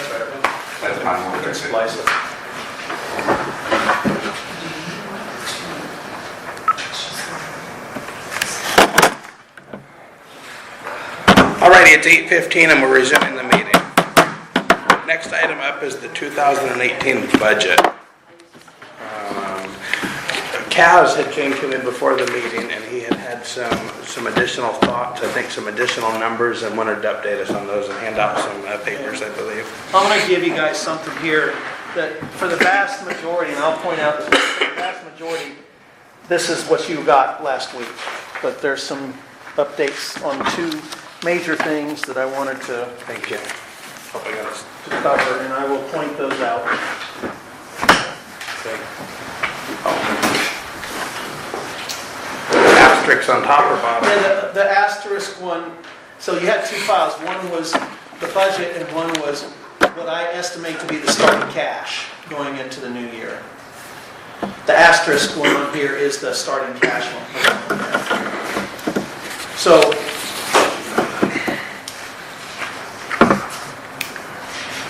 the staff and I have worked really, really hard and we've made a lot of what we believe are tough but necessary decisions.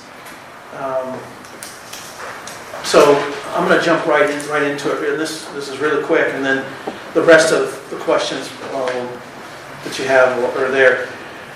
There are no changes to the revenue. So you see the one that just says without levy, 75% salary. What this means is, and you'll find it on page 3 of 7, is where you'll see the first of these two, and then the next one's on the next page, page 4.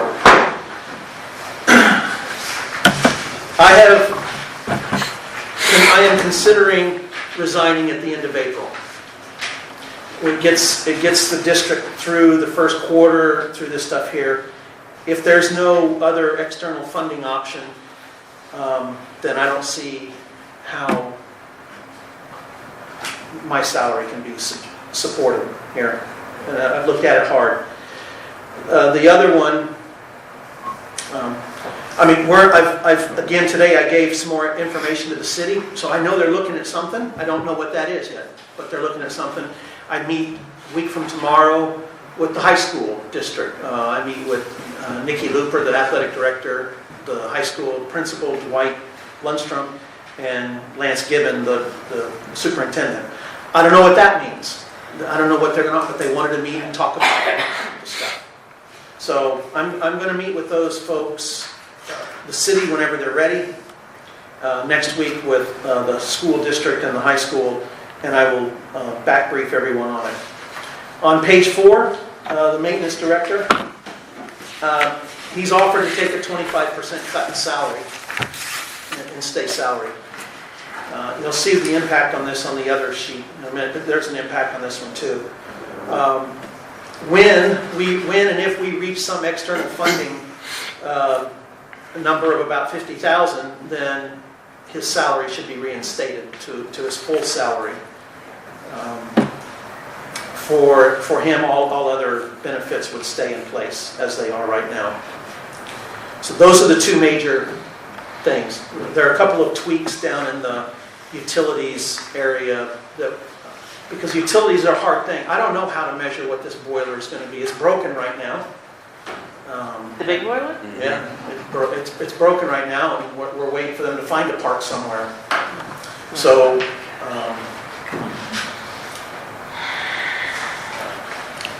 but I don't know how, when What's the pool temperature now? 74. Oh, wow. That's gonna be cold for the swim team. They're managing. They're managing. It's cold though. It's cold for them. They swim quicker. Yeah, they're swimming. Their times are faster now. So right before I got hired, there was that raise of the temperature degree, and we determined it was about $1,000 a month to raise it a degree. I don't know that it's the same going the other way, and until we get through, we won't know. So these numbers, like when you get back to, actually everything else that I did is on page 6. And there's probably some absolute, it won't ever drop below this As long as it's turned, as long as it's on, yes. And we don't know that number, and so that's why this is hard to figure out. How much are we going to? I'm estimating on boiler, but I'm basically using math. Okay, if we're only going to use it for this much, for the temperature's down. I actually only figured about $1,000 a month less is all I did, not knowing that coming down to 78, which is where we've been operating for the swim team, is, I don't know what it's going to do. Electricity is another one. I don't know what electricity is going to be. When we go over the weekends, we turn the pumps off. You can see right now, this is the way it is in the daytime. There are no lights on in here that don't need to be on. Nothing's on. Nothing gets turned on if it doesn't need to be on. Even when the team's in here practicing? When they're practicing, the light's on. But when they're done, the minute they're done, it goes off. Is that the only thing going on? The swim team? Yeah. That's it? Well, there are 2 swim teams in there, but they're not swimming now because it's too cold for the little kids, so they're not doing anything at the moment. Anyway, so and then when you get down to so Commissioner Frosch, I updated the number on the Clover Valley water there to 660, based on how much we're tracking this year on usage. So it lowered by 300 from what was in the original file that went out. But again, I don't know. So these are numbers that are just really hard to figure out how you estimate electrical usage in here. I know after 1 or 2 months, maybe up to 3 months of doing this, we'll have a better idea of what that looks like and can adjust from there. But that's it. So the other change in here is I've got, unless Commissioner Johnson is able to come through or somehow and fund everything out there, I met last Wednesday with the Clover Valley users groups, which was the dog park and the 3 leagues that use the fields right now. And I told them, you have to come up with a way to pay for this stuff, because right now I bring in about $1,400 and it costs $5,500. I mean, I'm losing $4,500 a year out there, and they understand that. They fully understand that. So I took landscaping maintenance out of both here at the pool, which is really mowing, and out of the other place. But the file that went to you guys still had the pool one at like 900 or 600 or whatever, 600 and something dollars. But I've taken that off now because we can mow the yard ourselves if we have to. I've got a 20-year-old that'll volunteer and he'll come out and he works for food. So, I mean, there are ways to, until we get back to whatever it is we're going to get back to, there are ways to cut back. If I may. Yes. answer that. I think that's a place as well, and I certainly didn't want to presume this, but that we could look at incorporating sponsorship with services, Right. Products or services as well. And I think that's, to some businesses, that's actually going to be of more value, right? I mean, meaning that sure, we'll come mow your lawn Yeah. if you do this for us. Right. And so anyway. So everything else, there were really no other changes to what you guys got last week. But those were the major changes because it's really Matt and I, and we sat around for a couple of hard days looking at stuff and trying to figure it out. But without some external funding, there's really not a way to, I mean, I guess I could go down to 25%, but I'd be having another job, and would this be my primary job? No, it would be something else. So I figure, I'll set a number. The new composition of the board we can have a conversation as we get closer to that number, and see, maybe we get some external funding of some kind. Maybe something comes in. I don't know. But I drew a line so that if you go to the other one with the asterisk on it and you go to the last page, you can see it goes from 44,000 in the hole on money to a little over 18,000. If everything else is met and run and all that right, then there's at least there's money left in there. And so that's what I wanted. That's what I asked Commissioner Hoffmeyer if I could have a couple minutes and hand this out. We didn't finish this until today, so but that's what Matt and I are thinking and are electing to do right now. Can we ask questions? Well, thank you for your willingness to take some sacrifices there as well. And I really hope something comes in, because I think whether it's us moving forward, the city, the county, etc. I mean, you have a wealth of existing knowledge that I hope we don't lose. But the budget is what it is as well. So it's true. This is a number.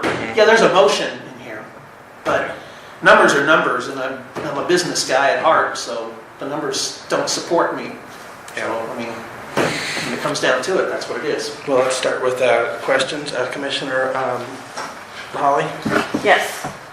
Okay, so I saw that we have the $32,000 that we already paid, or that we're going to pay for the August. And I see that there's $5,000 for the levy next November. What about this November's election? Where is that? We haven't gotten that bill yet. Okay, so that also is going to be something that's in the like 10,000 range. Oh gosh, it's three. Well, I counted. There were like 60 something things on there. So hopefully, yes, I would hope 10,000 is the maximum. When I factored the number to get to that 197,000, again, a lot of those are, wags, but I used 10,000 as the number to get there. And I think it's somewhere between 5 and 15, just because there weren't as many things on the ballot as there were last year, the general election. Yes. So we're going to pay more, but we only had that's right, because we had the 3 positions, so we had 4 things. 4 things, and so anyway.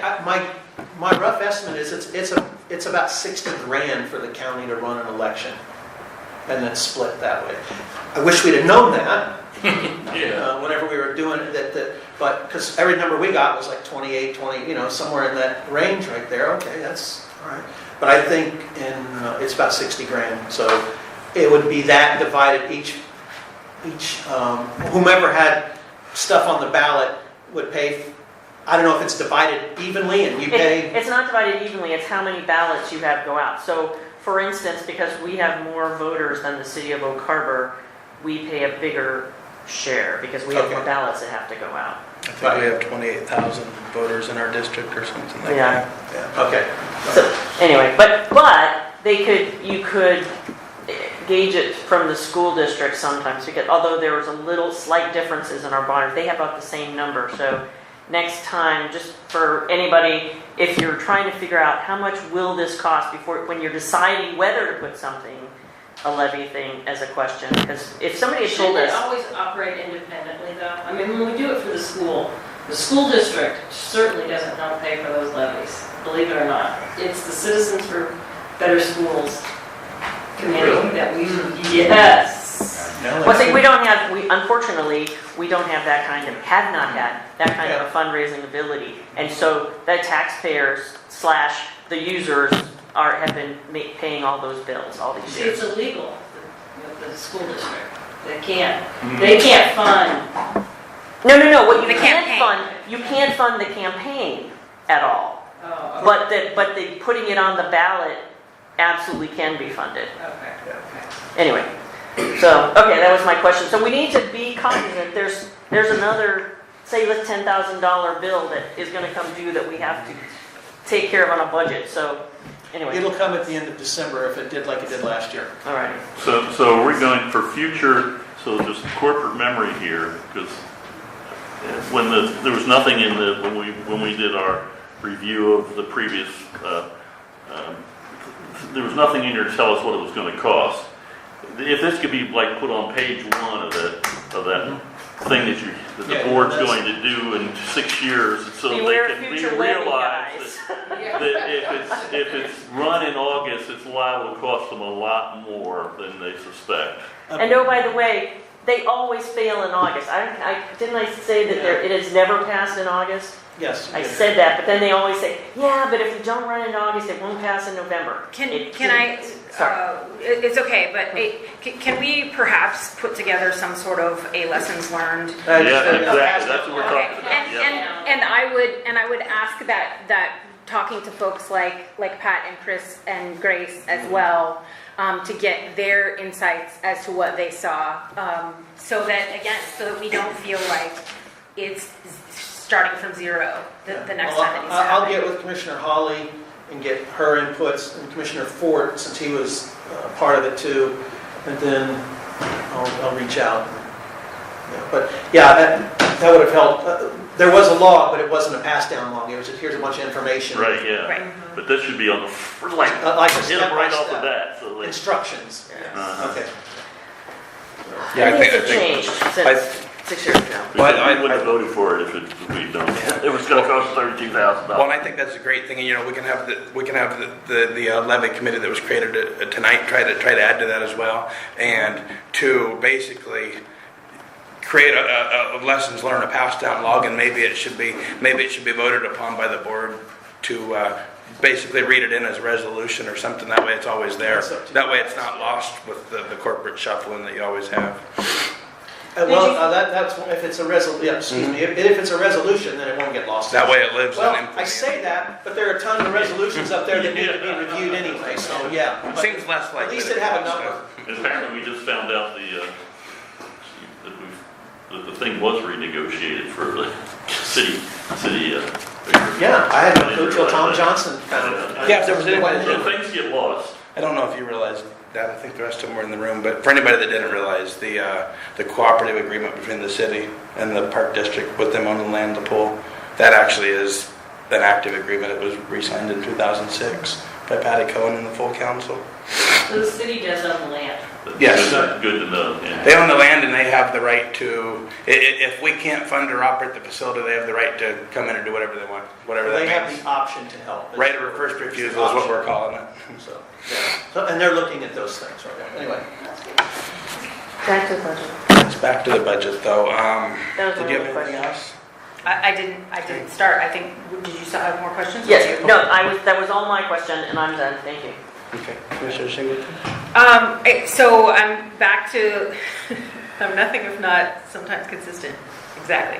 But I'm back to my 3D puzzle, because for me, I think the thing I struggle with in terms of looking at this is based on this budget, what services are we promising to deliver? And I know the answer might be, we don't know, or it's nothing.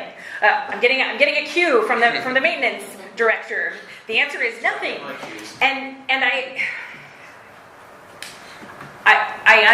understand why it's done the way that it's done, but I think we have an obligation to maybe complicate it. It's going to be a little messier, but to complicate it a little bit, because I think part of it is, and I said this at a previous meeting, I think if we are denying, I think if we are denying, I'm going to say it the right way this time. I think if we are allowing some groups to use the facilities and not others, I think that we will suffer. We will suffer reputation-wise again, and because this is not. I'm not trying to indict any person or any group whatsoever, but I believe that our reputation will suffer because there is, like it or not, we must acknowledge that there are people who believe that we give preferential treatment to certain groups, and I know that there are reasons, but it's the optics of the whole thing. Well, I understand that, but part of it right, and I get that, but it's okay. But for me, it's difficult because part of it, in the past, our way was to go through every line item and say, does anyone have anything to contribute to this? Does anyone have any discussion about it? And it's tough because it's November 21st. And we have to have this done by the end of the month. Is that accurate? Or that is our obligation, is to have this done by the end of the month. And I feel like there are big pieces missing for me to feel comfortable and confident. Because another component to this that's really difficult for me, and I'm trying to figure out what I think is the right thing. So I'm the first person to recognize it's really easy to tear down, and it's a lot harder to build things up. But I'm having a crisis of philosophy. So so I apologize that I'm just doing a lot of talking and not about the specifics here. But voters approved a levy for the years 2012 through 2017. And what we are opting to do is to, before the end of 2017, and we are already active at this, denying them the use of the facility, even though we still have money that they donated for the operation of this facility during those years. And I understand, I understand that our job is to determine how to spend the taxpayer money, but I have concerns with that because I know that we talk about the numbers, but I think we also have to recognize that overall, as was needed, the voters said no. And so it's a difficult thing. There's a lot of ideas here, and I know I'm going to try to pull it all together. But the other part of it is, here's the thing I haven't heard here is what are the other things that we're trying to do, and maybe there aren't any others. I heard, when we knew the election results, I heard a lot of things, and maybe those have condensed into the things that the folks that you said that you're talking to, and then kind of the additional efforts. But I believe that we must look at other alternatives, because what I feel the community is saying personally, how I read some of this is our time of simply holding our hands out is no longer feasible. It's no longer a feasible model, and we must find and yes, I think that a nonprofit, and yes, I think sponsorships can do a certain amount, but I don't believe that those things in and of themselves are sustainable either. But if we had thought that with the stadium, they wouldn't be out there. We just went back to voters and said, yep, we still need it. Yep, you're going to pay for it. Yep, we're going to find the numbers. I haven't lived here. I've only lived here for 9 years. So that is not an example. I've heard about it a lot in these meetings. Because it failed, Right, I do. But the hard part is, if we are reading, there are different components to this community, and I am not trying to do a disservice to anybody who loves and needs the facilities and the programs of this district. That is not my objective. It is to try to interpret the no voters and what we need to do differently moving forward. And maybe I'm off base, but Well, we took a class in Olympia, and the rhetoric from the class to pass levies is ignore the no-voters. Concentrate on the yes. and the hard part for me in that respect is that Because the majority want the school, Okay, right? I'm trying to express what I hear. I know of plenty of people. I understand. You know, here's the thing you have to understand. I think we have to understand is that the yes people are very vocal and have been very visible. The no people, they don't need to be, right? They don't need to be. They just need to vote no. Can we get back on the budget and have this off? Okay. Is that Well, okay? we can, but I think what I'm telling you is I can't. I don't see how we get done with this budget. That's what I'm trying to say, because I personally am not comfortable with the approach. I'm not comfortable, honestly, with us saying that we intend to spend, whatever, $224,000 next year and provide no services to anyone or virtually no one. I'm uncomfortable with that. I feel like it's probably not going to do us a lot of good in the public eye. And truly, I think an appropriate response to that would be, so what do we do about it? I can't say that I have the answers to that either. I just feel like we're not there yet. And I'm willing to try to help answers.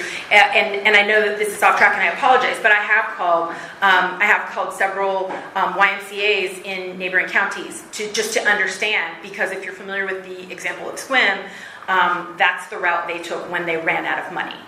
And so I feel like what we're doing is kind of a slow burn, and yet we will need to, if that's going to be our approach, we will need to up our value proposition to our community I believe, in order to make it pass.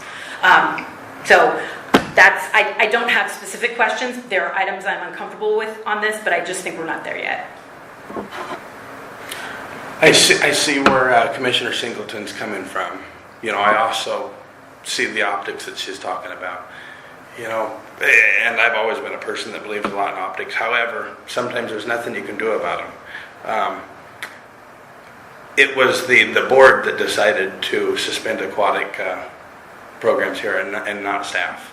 The biggest reason that was decided were there are some hard costs involved with, such as you can't just drain the water out of the pool. If you drain the water, the pool will try to float out of there like a boat and explode. If you look down at City Beach where they're building a sewage treatment plant, for instance, the perimeter around that entire facility has dewatering systems to pump that water out of the ground, because otherwise that big, huge water tank that's not full of water yet would just float out of there like a cork. So the pool, the water has to stay in the pool. The water has to continue to be circulated, and the water has to be treated. That's a state law. So there are some costs that just don't go away. Of the $200,000, $48,000 of that is insurance, because whether we're using the facility or not, we still have to insure the facility. So all of a sudden, that's 25% of the whole problem there. So just not much you can do about it, but the board, so far, I think the board had agreed that, we shouldn't really make any exceptions, out here with the pool being used by certain groups but not other groups. However, we were told by several lawyers that the biggest one was the high school swim contract. When we realized the levy had failed, we were within 2 days of their season commencing. So because we were within 90 days of that contract, our lawyer told us that we had to honor that contract. So through February 17th, the high school gets to use the pool per our lawyer. And I understand that. And at that point, the swim club is using it. But and they did have a legally binding contract with us as well, if you'll remember from their law office. But if we lost that almost $9,000 out of the budget that they're contributing during those 2.5 months, I really don't know how we pay the bills. You did renegotiate that, right? That's what I thought I understood. It has not been finalized. The number is the number. Okay, instead of 5, it's 25. I saw that. I was, Oh, that is a real number. That is a real number. Well, okay, so, but to add to that, and I apologize if this doesn't feel productive, I don't mean for that to be the case. I understood a lot of what you're saying, I knew that ahead of time, but for me, part of it is, what can we do between now and that February 17th date, when we know that we have certain, that we accept, rather, that we have certain obligations that we're going to try to meet. What are we, I mean, what's our objective? Are we trying to get one open swim a month? Are we trying to get one a week? Are we trying, what are our targets and what are our goals?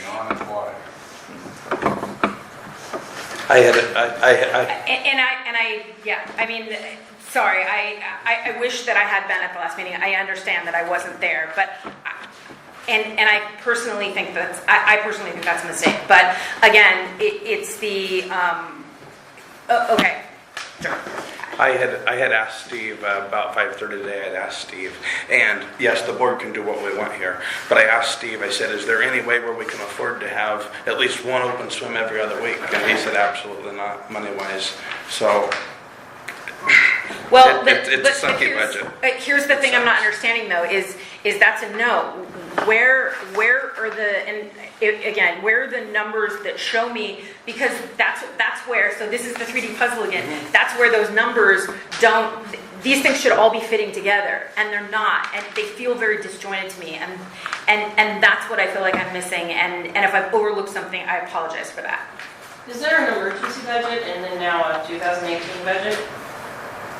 No, this is the emergency budget that we're talking about for 2018 right now. Okay, it's just one. Yeah, it's not for emergency the budget. This is not the budget if the levy had passed. This is the budget Okay. failed. Kaz, do you have anything? Is there anything you could add on this part of this at least? I don't know.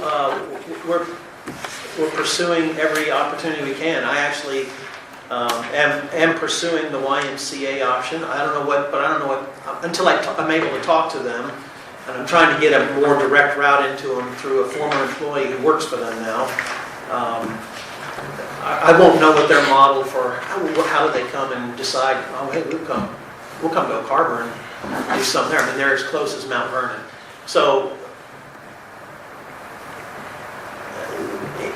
we're pursuing every opportunity. City, the school district, and I don't know what those may or may not look like. Yeah, that's all I can offer. It's on there. I mean, and I've stated in an email in the staff report the sort of the paths that we're trying to pursue. If there are other paths that I can be directed to go pursue, I'll go pursue those too. But those are the ones right now that jump out as the, well, I'll say logical paths, but there could be other logical paths, but those are the ones that jump out right now. Okay. Doc? So a couple things. First, we emailed back and forth about the 2018. We're going to have to start paying sick leave for every 40 hours a part-time worker works. It probably won't make a big difference in this budget because I'm sure there's not going to be that many part-time workers going to be lifeguards and CSS that are going to be working. Though I got one about the kayak instructor and if he's sick, then there's no kayak class. well, I know, but he'd still accrue 40 hours. That's another hour we'd have for every hour he does a kayak class. 40 hours we'd have to pay him for that. Well, no, you don't have to pay him. It just means that there's an hour of, if he's sick, every 40 hours you work, then you accrue 1 hour of Paid, I thought it was paid sick leave. No. Well, it's if you use it, it's paid. If you call in and go, I'm sick, I can't make it in, or I have to go home. But they can only carry over 40 hours at the max a year. So he But can't if they claim leave the that- company, he they can't don't. claim that as he's sick and you're. No, it's not like vacation. They don't get to Okay. take it when they go. No, not take it when they go, but if he calls in sick because he can't do the class, he can claim that an hour of that or whatever He he's could. accrued. He could, yeah. So that's not a significant amount, but it's going to be something it could be added on. It would be if we had a significant Right, staff. and certainly with when the levy passes, it's going to make a significant difference. Yes, and we'll be ready for that. Okay, and going back to, ignoring the no voters, I don't think we should do that. The reason I think that thing passed was because somebody donated, or there was a donation of about $1 million, wasn't there? And I think there was. No, I'll tell you what it passed. Huh? How it passed was, and this was the strategy, is we went out and we registered voters in mass numbers. We had booths at the commissary and exchange. We went to preschool groups. We went and got more yes voters. There wasn't $1 million donation, absolutely not. There wasn't any donation to the, I thought There there were was a donations. fairly large donation, and I think that probably convinced some of the no voters that, But- well, but wait a the- second. But the truth of the matter But you're talking is- about the stadium, right? Yeah, Are you yeah. talking about the stadium as well? Yeah. Okay, sorry, I'm just making sure. And when we did the ones for it wasn't just the stadium, we did the same strategy. We had not passed a school levy in Oak Harbor in 30 years. Yeah, no, I was talking about Okay. I was talking But about we the used the stadium. same class for every single one Yeah. down in Olympia, okay? Kathy Chalfant and Lynn Goebel went down there, and you always want them on your team, but they wanted to figure out how to do it, right? When you need a 60% supermajority, and so they took a class on how to do it. And the class was, have this grassroots campaign, have pledge captains, and these pledge captains went around with packets, and there were 200-300 of these pledge captains to recruit yes voters. We never tried to ignite no voters. We just let them be. We never changed what we asked for. We never changed what we wanted. We always were positive, but we left them alone because studies and stats prove you will not change their mind. Well, I disagree with that. I think the stadium did change. It doesn't, you're not talking about a large number of no voters you have to change, only We'll a get back small to the amount. budget. And if you convince a small amount that maybe we're gonna move the budget into a better direction, that might convince the no voters, Because some of when those you no said- voters to vote Chair, yes. can we get back to the But budget? the one thing you did say earlier, the 50% thing, get the levy back to 50%. No voter, the average voter does not have any clue what the percentage is. Well, I know they don't. They don't, and we don't want them to. Well, yeah. You- So keep the voters naive, huh? Why would you even start that battle? Okay. If. I think some voters do know that. Can we go back on the budget, please? Yeah. Thank you. I'm getting jawbone from every direction. Okay. Do you have any more questions, comments? Okay, Commissioner Frosch? Just a few things. Okay. For the past, how long I've been here, for over a year, we've been trying to go through models of Anacortes, Langley, pretty much everywhere else that, hey, this is not Anacortes, this is not Langley, this is not anything else, this is unique. Why are we trying to follow models from someone else because they were successful? This is a unique place. This is Oak Harbor. If you ever been anywhere else, especially in the military, you've been to more, it's the same freaking place. You're an isolated place that it's also completely different. So we're making assumptions on everything. Hey, this is not going to work. Hey, we got the numbers here. This is what we have to pay for the operation of this pool for the next year. It's going to shut down anyways. There's nothing we can do about that, right? Okay, so we're complaining about something just recently, hey, if the kayaking coach calls in sick, we're complaining about that, or we're noting that. It's like, who gives a crap about that? It's going to shut down anyways. We need to focus on something that is realistic. Like, okay, this is what it's going to cost. This is what we're going to have in the next couple months. The swim team has to have it till February. That's the cost that we can't get over, right? We have to pay for water, we have to pay for electricity, everything right there. So when Commissioner Singleton said, hey, it's a 3-4 dimensional puzzle, I don't see why it's a 4-dimensional puzzle. It's black and white. This is what we have to pay. This is how much money that we have. Okay, we could set up other groups for income. Is that gonna suffice for everything? Hell no. We don't have the money. And I do agree with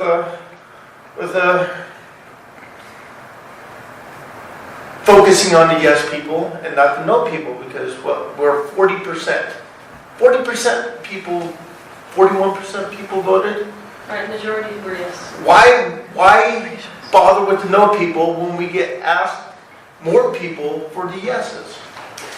That's the actual strategy we should be going, because any customer service, I've been customer service pretty much my whole life. One bad review, the 10 people that I hate that had a bad review, one person is going to tell 10 people how bad that thing is. Then those 10 people are going to tell 10 of their friends each. But if somebody's satisfied, they're only going to tell maybe one, maybe 2 people. Right there. So we got to go for the yes people. No people are sitting in their minds.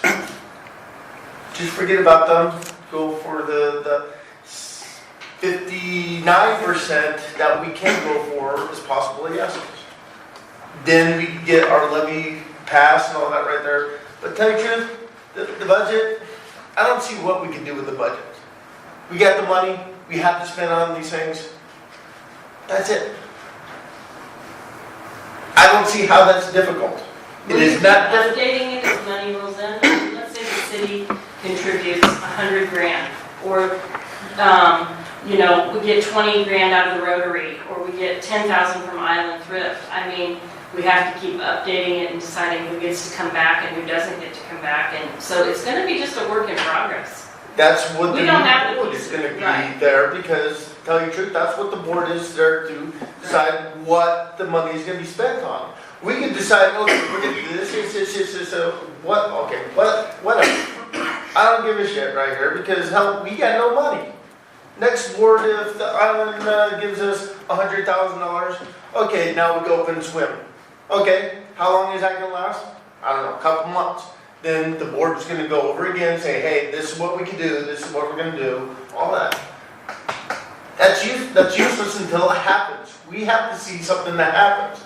This right here, I say approve this right here, because it's going to change next month anyways. It's going to change in January, it's going to change in February, it's going to change every freaking month depending on the situation.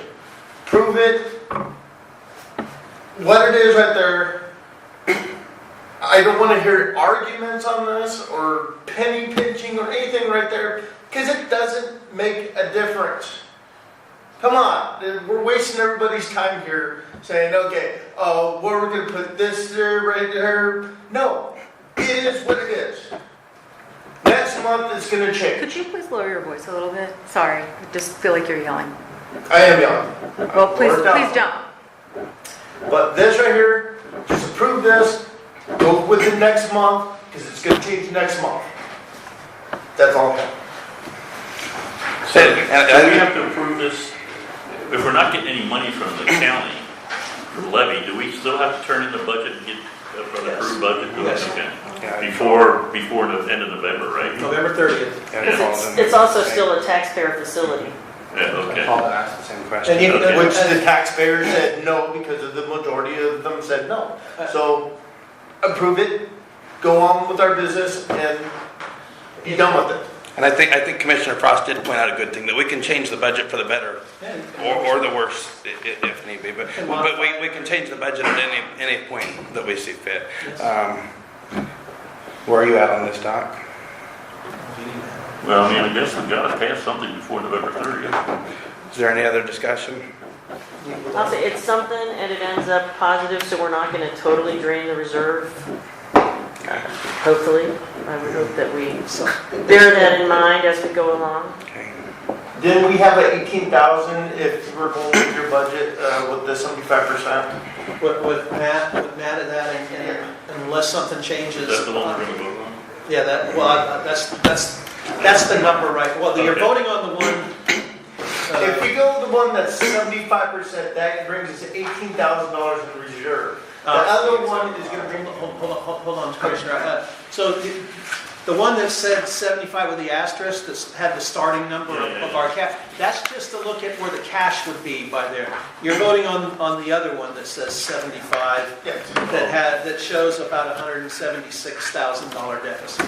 The one that we're gonna be less deficit is the one that says 75%, the one Yes. that you passed out right there. Yes, that's, And that's one that I propose that we should approve, because that's gonna give us more of a fund. It's 18,000 of the reserve device, I think it was 40,000 negative was the other one. I think that is probably the best way to do it, and we can change our mind at a later time, because it's gonna change next one later. it's a Okay, motion. so if I'm not mistaken, there is a motion on the floor for the North Whitby Park and Recreation District No. 2000, well, he said he There you go. proposed. Okay, Yeah. I'm gonna make a motion then. I'm gonna make a motion that we approve the budget as presented by the executive director, the one that says 2018 proposed budget without levy 75% salary. Is there a second? Second. Okay, there is a second now. Is there any further discussion? Yeah, well, again, going back to legality, is it legal for Matt to take a deduction? Yes, Matt can choose to do what he wants to do. Okay. Okay, is that it? Yes. Okay. I just didn't want to make sure. There is a motion that we pass the North Whitby Park and Recreation and, well, on the night, cheapers. There's a motion on the floor and a second that we approve of the North Whitby Park and Recreation District 2018 proposed budget without levy, 75% salary. All those in favor? Aye. Aye. Aye. Nays? I wasn't really looking at that one, to tell you the truth. Nay. I'll say aye. Okay, there are 4 ayes and 1 nay. Go ahead. Was it the one? Is it It's this this one with the one right here, 197? 75%. Yeah, It's it's not the that's it's the not the static, average. that's the static budget, that's with It's the free one cash. without the, Applied to it's it. the one without reduction in salary for Matt and That's- yeah, the director. That's the one.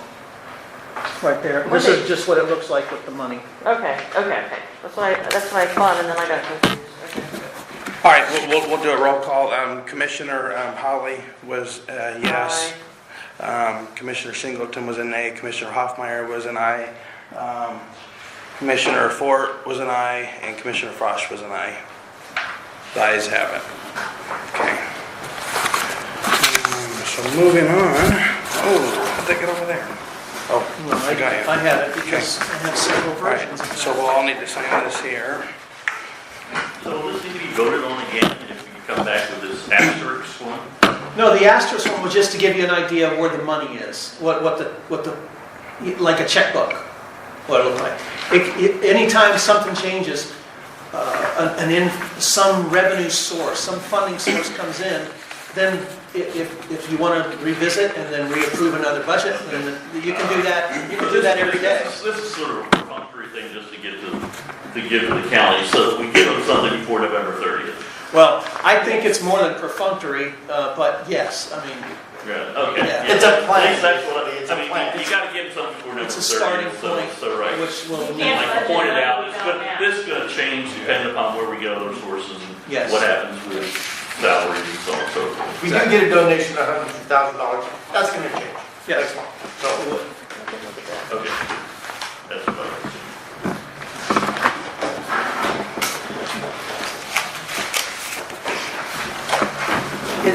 Was there a voucher thing, or is that here Yeah, already? Sorry. there's a voucher thing as well. Okay. I gotta take it out.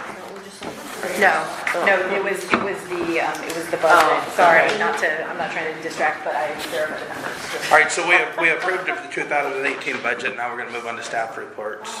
Kaz, did you have anything to add other than what was on there? Unless there are I have no questions. Frost, do you have a question on Kaz's staff report? No. Commissioner Singleton? I just had one question and one comment, and let me just find it really quickly here. Yeah. Just because I want to quote appropriately. voucher. Where is it? This was the budget that was voted. My only, okay, I can't find it for some reason, but I was only going to make the comment because I didn't think he was going to be here on that a closed pool is no fun. From his report, understood and agreed. And the other one was, I just had a question because I want to ensure that if there's something I need to comply with, I'm unaware of it. But one of the public records requests said it was looking for expenses not in the 2017 budget. And so is that an administrative public records request, or is there something being requested from us? Because I'm unaware of that one, and I just want to make sure. The requesters specify that they would like any information that may be contained in personal emails. So I received a response from you already, but you do not have anything. I think there's just a couple I'm waiting for. Okay, so you were generalizing, it didn't literally say, I'm just trying to clarify, it didn't literally say expenses not in the 2017 budget. Oh, it did literally say that. It basically, it reads, if any expenses not in the 2017 budget, any emails pertaining to them in personal or district accounts. I thought it was, sorry, I'm not, and we can take this offline, but I know one of them was budget modifications. Yes. And so I was trying to make sure, is that the same request or a different request? It's discussion of budget modifications, it's the same request. Okay, I just wanted to be sure, because I was like, I don't know that one. All right, thank you. Yeah, you're right, the wording was not what was sent out to us. And again, I just wanted to be sure that I'm in compliance with anything that's out there, and, okay, thanks very much. So what were they aiming for, do you know? With that? I don't know specifically what they were aiming for. I know that request came in roughly around the time that the meetings were moved over to the school district offices. Oh, okay. So maybe that's what they're looking at, okay. You All right. know, any district-related email that I've ever had come in on my personal account, which my email is really easy, it's pretty much my name. So I go ahead and respond there, but I've always CC'd the district email just to help make that easier if there's ever a recall and something like that. Okay, so I think that was it for the staff reports. Then nobody had anything else? Let me ask one more. So which commissioner owes you, who owes you stuff? I do. I'm gonna get it to you by Monday. Yeah. Is that it? And Commissioner I Hoffmeyer have one. also, and just for documentation for the record, just have an email back that you don't have anything, that I can close that one out. Okay, awesome. Will do. That's good. Will do. Okay, so we will move on to Employee of the Month. And Mrs. Vice Chair, do you have any wordsmithing on that last name there? Paraiso. Paraiso, okay. Thank you. All righty.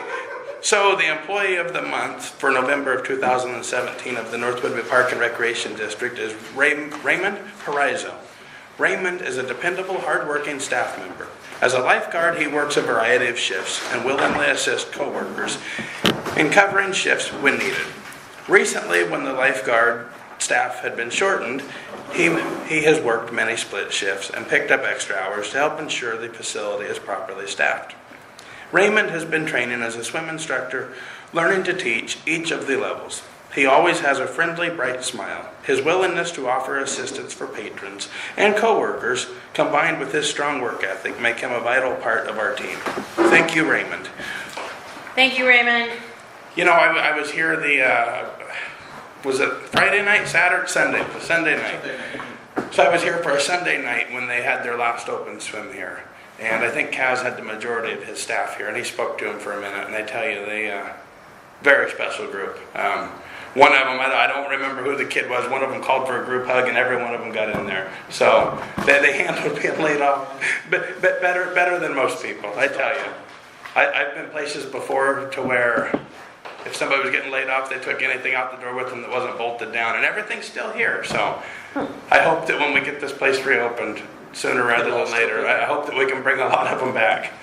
You know, so that's really all I had there, and I think we're moving on to final board comments. And that was all I had.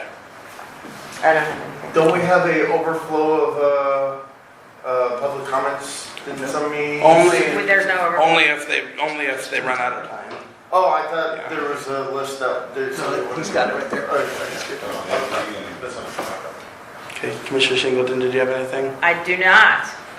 Yes, I do. So once the voting's confirmed or approved, what is it? It's certified. Certified. Tuesday. On 28th of November? Yes. Then, so if I resign, then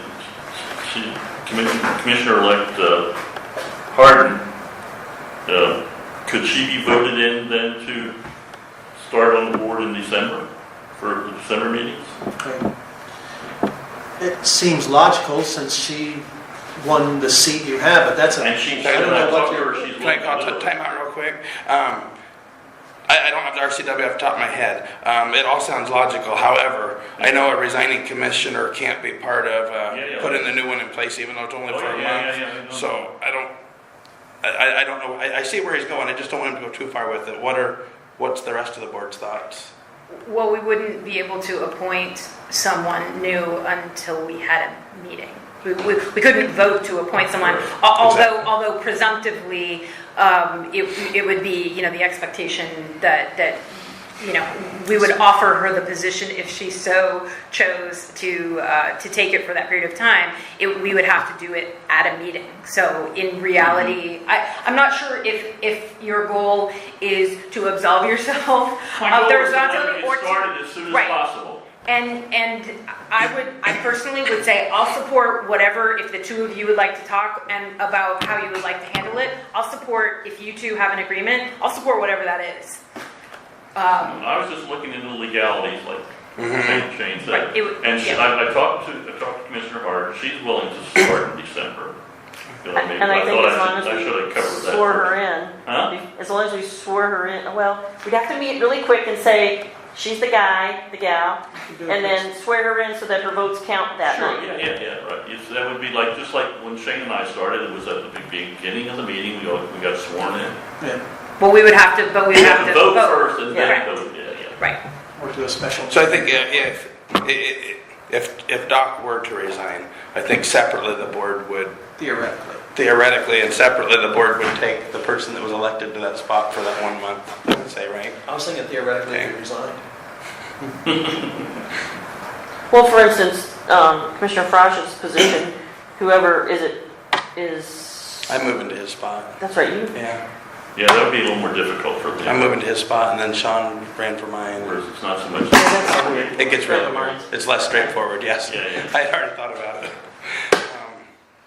Okay, so I guess if you were going to do that, you could tell us now or at any time, I would assume. As long as it's in plenty of time before the next meeting, huh? Still thinking of it? Well, I thought I'd wait until, to make it official, I thought I would wait until the 28th. Because just for legality purposes. That's very wise. Okay.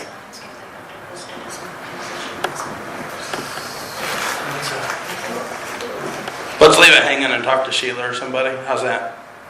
It's probably best because Okay. every time someone resigns, like when Cecil left, and you guys had to ask for volunteers. Oh, yeah, so that's what I was So wondering. it might be a little messier than, Okay. I don't know, maybe. That's what I was wondering, yeah, so I was just wondering, that's why I brought it up, because so Same people process. could look into yeah, it. check with Sheila. I think it's not gonna be as messy because Okay. there's somebody waiting in the wings, and so maybe you're correct, wait till it's 28th. 28th, and then it's certified, Yeah. and once it's certified, it's like, Right, certified, that's what I was looking for. I will call her. Thank you. All right, I think that's the end of final board comments. Nothing else? Okay, our next meeting is Thursday, December 21st, 2017, remember at you're 6:30, unless there is a special meeting to come before, right? Okay, sorry, yeah, I don't have the calendar. But if I can maybe just kind of go and try to sketch out what I think the time related is. My brain was before Well, let me- before I got- Coordinated since it's not doing, I'm not, what's the word, I'm not conducting a meeting, like having to coordinate it. Well, But you guys would be. I'll go ahead and reiterate that, and maybe this is something that we should always have on the schedule then. Our next regular board meeting is Thursday, December 21st, 2017 at 6:30. And if we do have a special meeting before, the public will know, obviously. Is there a motion to adjourn? Make a motion to adjourn. Second? Second. All those in favor? Aye. Aye. So what do you know? Always. Meeting is adjourned at. Meeting is adjourned at 9:12. Thank you. can't do